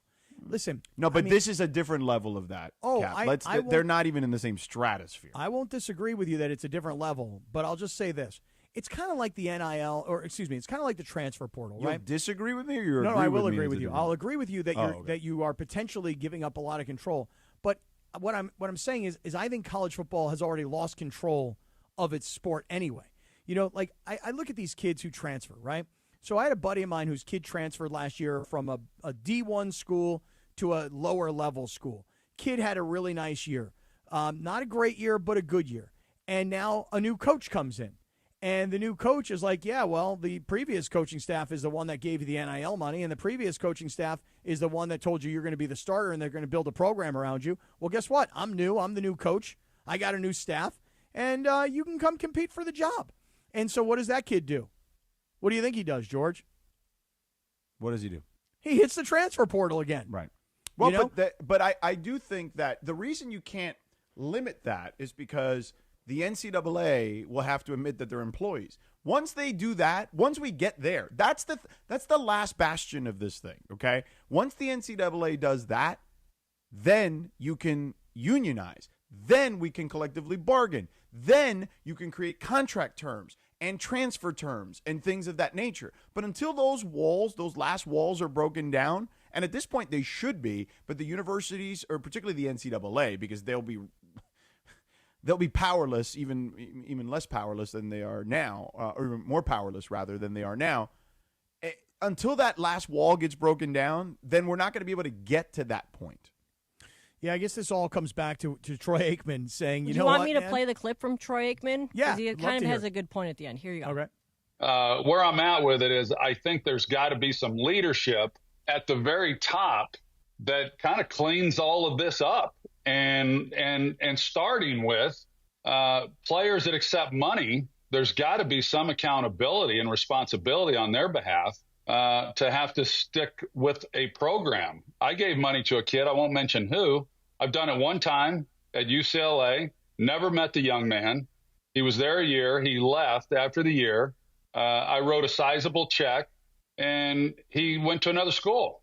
I didn't even get so much as a thank you note, so it's one of those deals to where I'm done with NIL. I mean, I want to see UCLA be successful, but I'm done with it. And that was on the Richard Deitch podcast on The Athletic. So, yeah, look, and there we got this mongrel, Johnny Utah, who's sitting there saying that I don't know what I'm talking about, this, that, and the other, blah, blah, blah. I would just say enjoy giving up your existence to your program, Johnny Utah, to glorified loan sharks. Enjoy it. What part don't you know about? I'm curious what he knows that you don't know. All I know is this, is that I'm an old school guy, and so if you want to call me Unc, I got it, because that's what the young kids call the old guys now. You want to call me Unc? Okay, call me Unc. I don't like NIL. I don't like the transfer portal. I don't like this wild, wild west where everybody can transfer every year and immediately play. I hate the fact that kids have no loyalty to their school. And I know that the other side would say to me, well, you are being an Unc. You are being an old boomer guy. These kids deserve to get a piece of their pie. I would agree with that. I just think like what Troy thinks. Somebody in leadership has to create some here's rules the thing. around this thing. This isn't okay. So here's one more thing that would need to happen. For what Troy is explaining makes a ton of sense, except here's the problem, okay? The problem is this. The problem is you have too many chefs in the kitchen, okay? What he's saying is basically there needs to be a Adam Silver, Roger Goodell of college football, right? And Chip Kelly kind of alluded to this years ago, that this is what they needed to do. They just break football off, let it be its own thing. But even then, you still have all these commissioners from these conferences, and they have power. Whatever level of power they have it. They are not going to cede that power to one person, okay? But even though it is for the greater good of the sport, it would be for the greater good if you had one person and then like maybe a committee of people below him in like a checks and balances system. But ultimately, that commissioner has to come to a firm decision. But that's never going to happen because Greg Sankey has too much power and control and money, right? Same thing for Jim Phillips of the ACC and Brett Yormark of the Big 12 and Petiti in the Big 10. Like, they're not giving that up. So until someone convinces them otherwise, and honestly, the only people that could do that, if we're being honest, in my opinion, is our company and Fox Sports, who generally have the rights to these things. But they want to. They would have the influence. I shouldn't say the power. They would have the influence to potentially do that because of the money they're pouring in to the sport. But do they really want to get down and dirty that way and get that into the weeds on stuff? I sure as hell wouldn't if I was Jimmy Pitaro or Bob Iger or Eric Shanks at Fox Sports. Like, I wouldn't want to get down into the weeds like that. So that is also a bigger picture problem with college football. Yeah, I mean, if I'm Bob Iger, by the way, and shout out to you, boss, I will tell you, I know you're much busier today. I saw you earlier today working this deal with OpenAI for Disney, so I know you got much bigger fish to fry than to worry about which quarterback is transferring to which school and how much NIL money they're getting.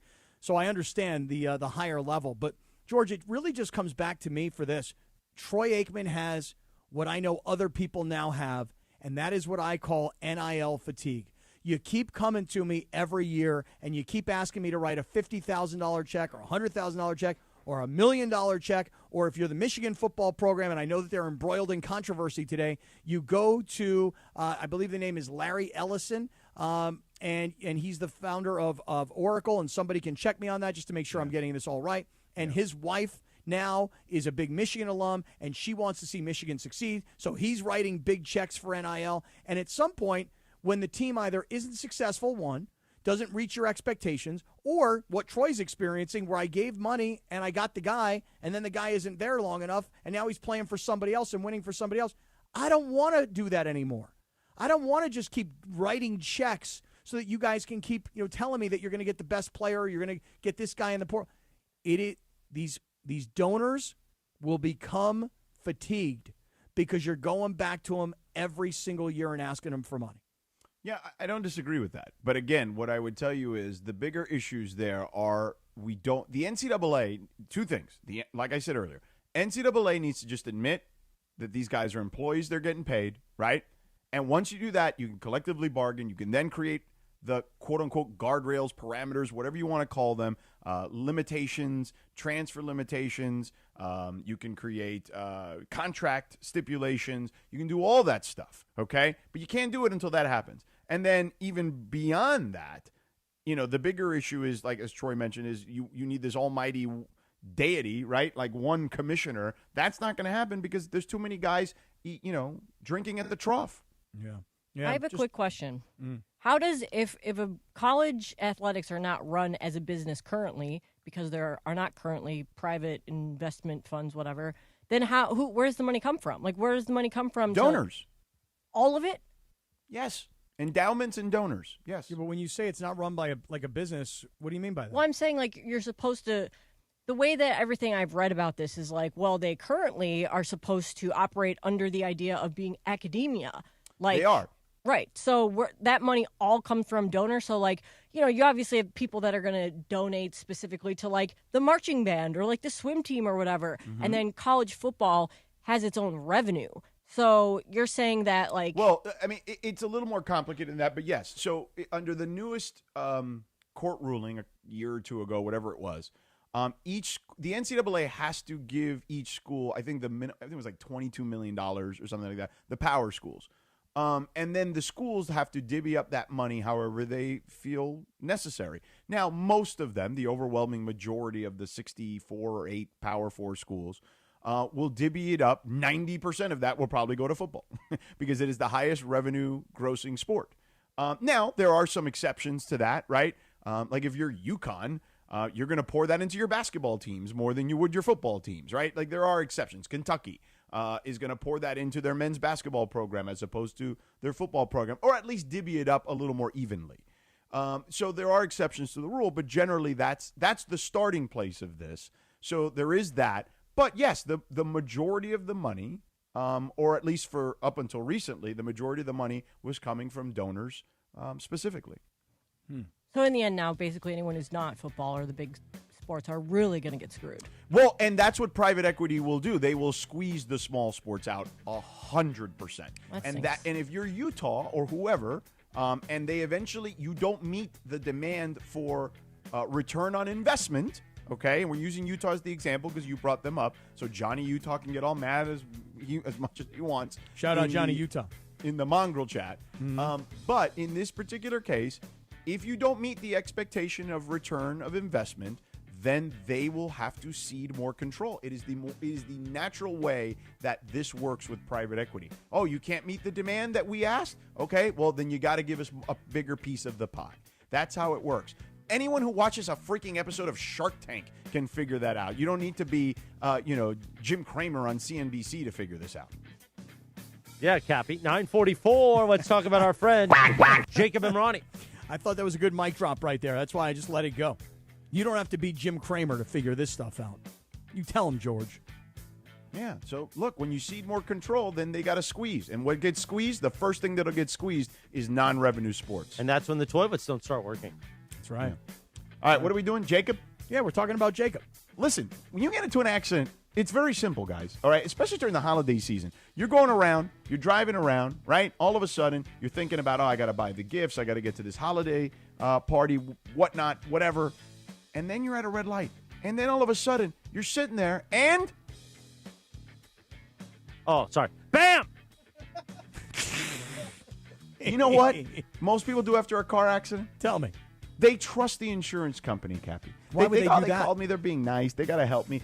Most people don't realize the insurance companies, they have entire divisions of people whose only job is to get you to take the first offer. The first offer is always the lowest possible offer, and they think they can get away with it. So never settle for the first offer, Cappy. Never. No, because, you're on the phone, and it's this time of the year. It's the holidays. You just came out of Thanksgiving. You're buying all your Christmas gifts, and you're like, man, that money kind of sounds pretty good. But you never, ever, ever settle for the first offer. Never. What you do is you call Jacob and Ronnie. His number is 800-345-6789. 89. It's simple. It just counts up, Cappy. 800-345-6789.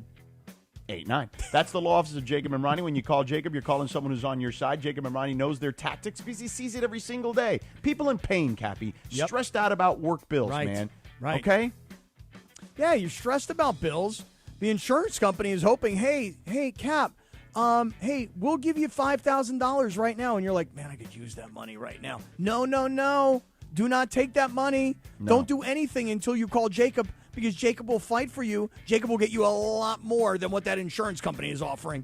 And by the way, he doesn't get paid if you don't get paid. Right. It's very simple. And as a part of the great teams in Southern California. Jacob and his team, a trusted legal partner of the Rams, Lakers, and LAFC, and particularly with the Rams, he'll bring that same toughness and game plan you see on Sundays to every case he takes. All right, so let's make sure you call him or know that number. Put it in your phone. Memorize it. It's easy. It's 800-345.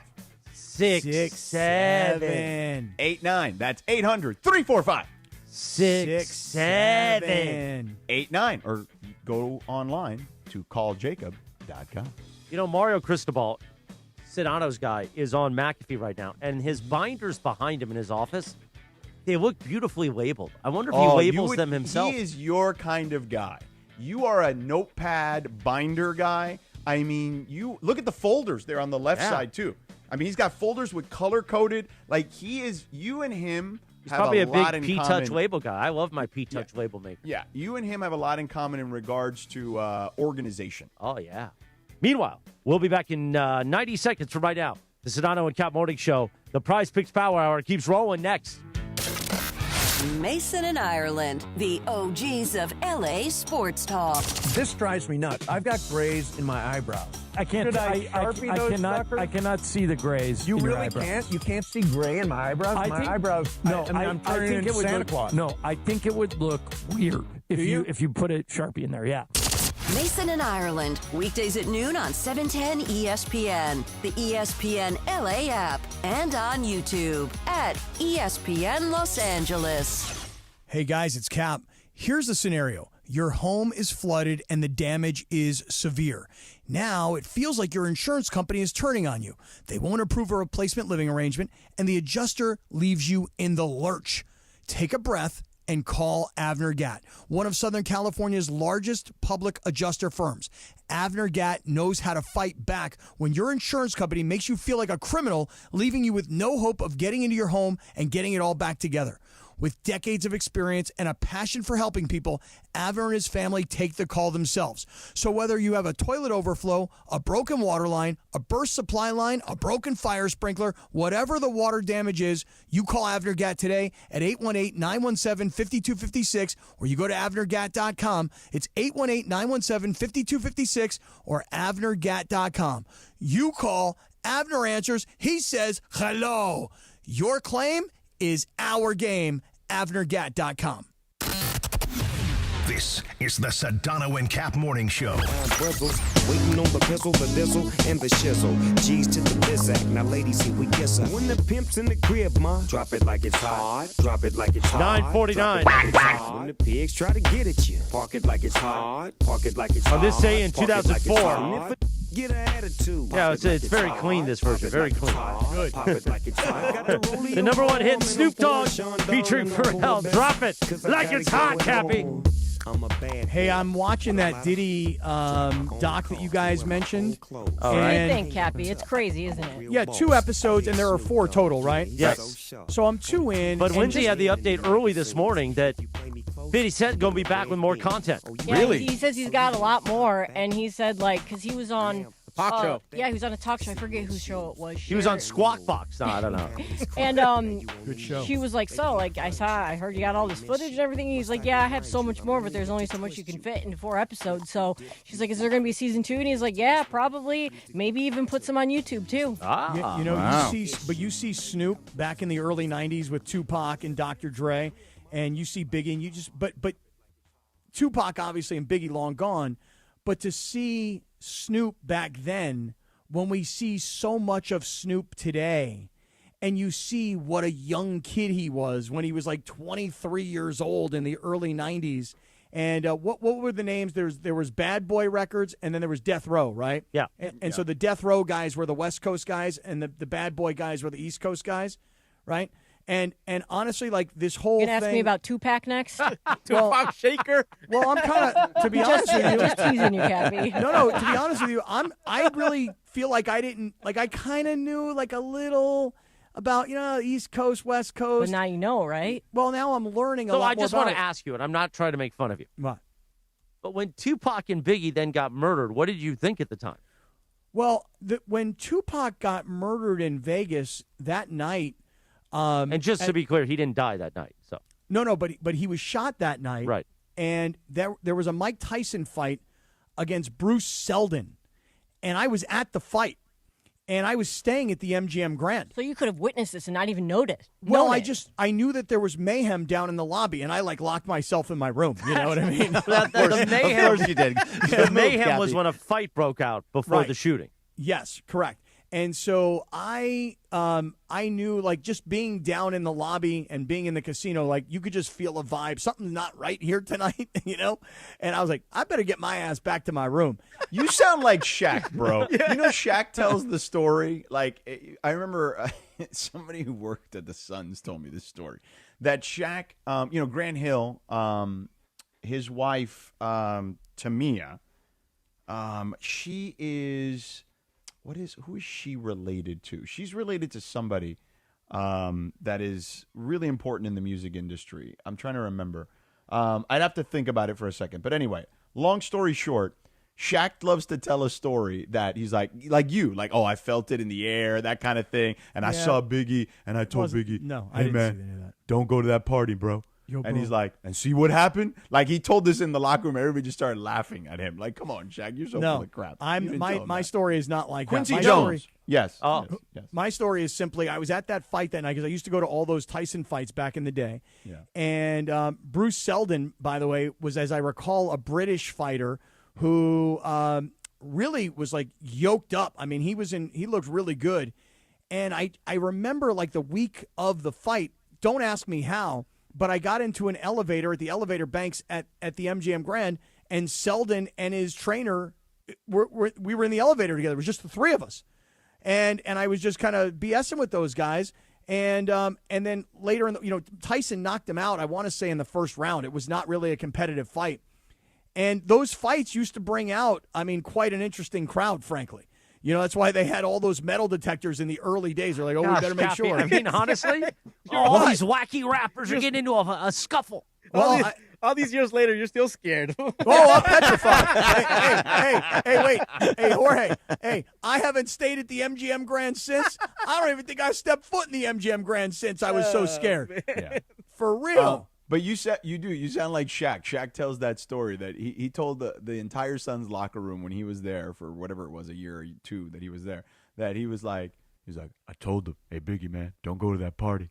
And then Grant Hill's like, man, are you crazy? You're so full of crap. You did not do that. No, for me, so it that's was you. more, You felt it in the air. You're like Phil Collins, feeling it in the air tonight. I had this girlfriend at the time, and we were together there, and we were kind of on the outs. And I knew that was happening. So, like, after the fight, wait, you knew you were going to break up with her? Yeah, they were just we were kind of getting to the end of this relationship, And you took her to this fight anyway? I don't really. Well, you think know him. She was at the fight. I feel like she actually was in L.A. and I was in Vegas, and we were kind of having this moment. And so for me, it wasn't like I felt like, oh, there's something going on tonight. I better get out of here. I know there's trouble. It was more like we were kind of battling on the phone, and I just wasn't into the party scene that night.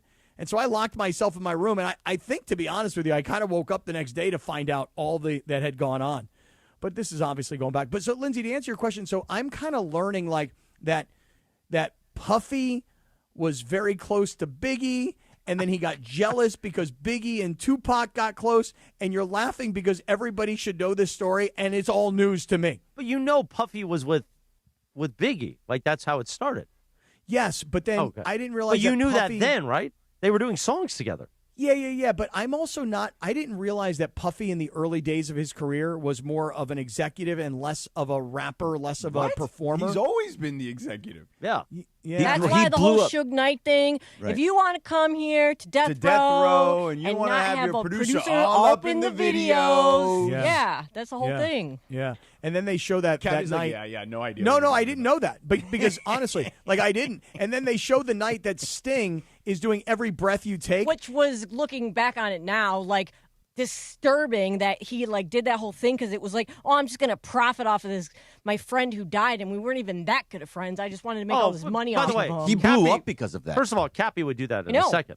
Yeah, for sure. Like if Chris, for example, if Chris gets shot in Vegas, right? Okay. Yeah. Next Take two Grammys in the comes chest. out. Next Grammys comes out. Well, for us, it would be the Mandy's, but yeah. Me and Sting are going to be performing. It'll be me By the way, and Yachtly Crew. Merlin Santos says, how are you just learning this and you were at the fight? But I was at the fight because I was there like back in the old days. Like we would all go out there and do these radio rows of big fights like that. Yeah. And I was a kid. I mean, that is, what year is that? 97-ish? 96, 97 in that. I mean, I'm telling you, I am a kid. I don't know what I'm doing.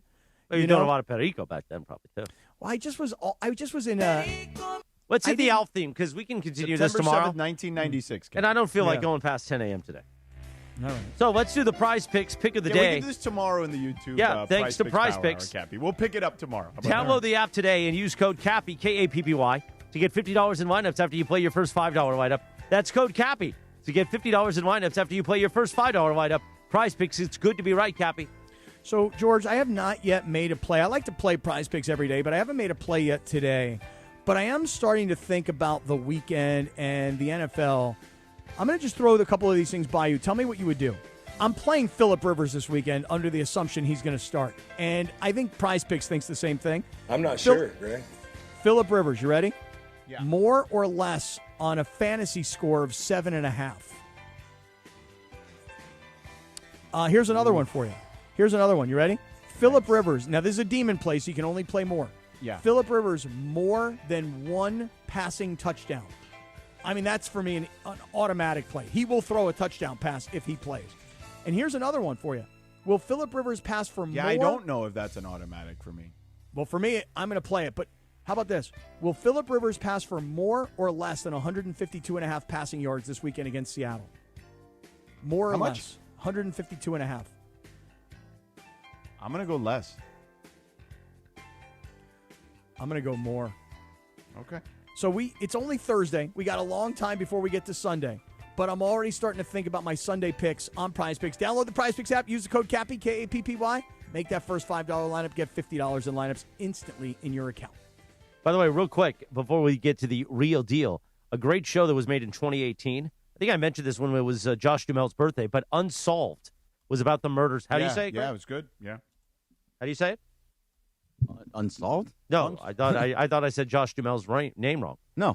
I said Unsolved. How do you say Unsolved? It is good. It's a good show. No, it was a great miniseries they did on USA. Is USA still around? That network? Yeah, they're called something else now, I think. But it's a great 10-episode series that I think you would enjoy, Cap, and it's done from a perspective of as if you didn't know what happened. Yeah.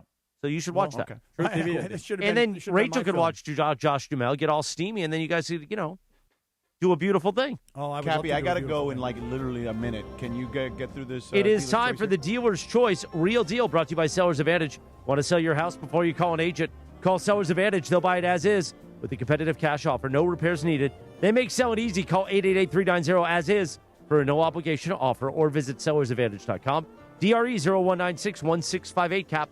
George, I'm going to make this really quick. Last night, my boy Fat Tony put on his event where took 120 kids, gave 120 kids $100 gift cards.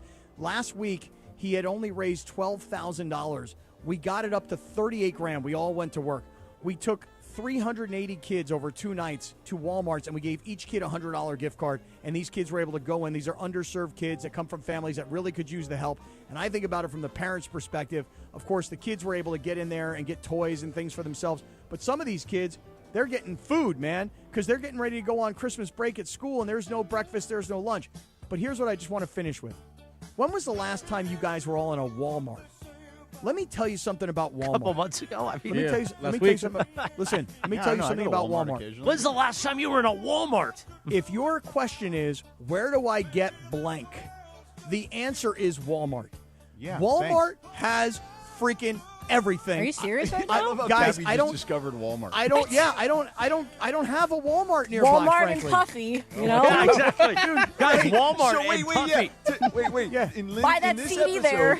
Yeah. In this episode, Cappy discovered Walmart and discovered the whole Biggie Tupac. Right? Did you guys know? Drama. Did you guys know that Diddy was in the middle of Biggie and Tupac? Did you guys know this? Yes, very And much did you so. guys know that Walmart literally has everything. Everything. Yes, I almost thank you. bought a fishing pole last night at they've only Walmart. been around for like 25 years. I don't even need a fishing pole, and I wanted to buy one last night. You know, Sam's Club and Walmart, same thing, right? Well, they don't have Same a lot of family. Walmarts at Cardiff by the Sea, guys.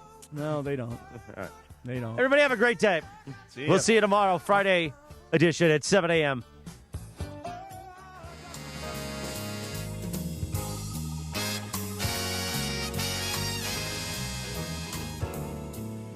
Hour number 2 of the Rich Eisen Show is on the air. Day number 3 of our 4-day residency.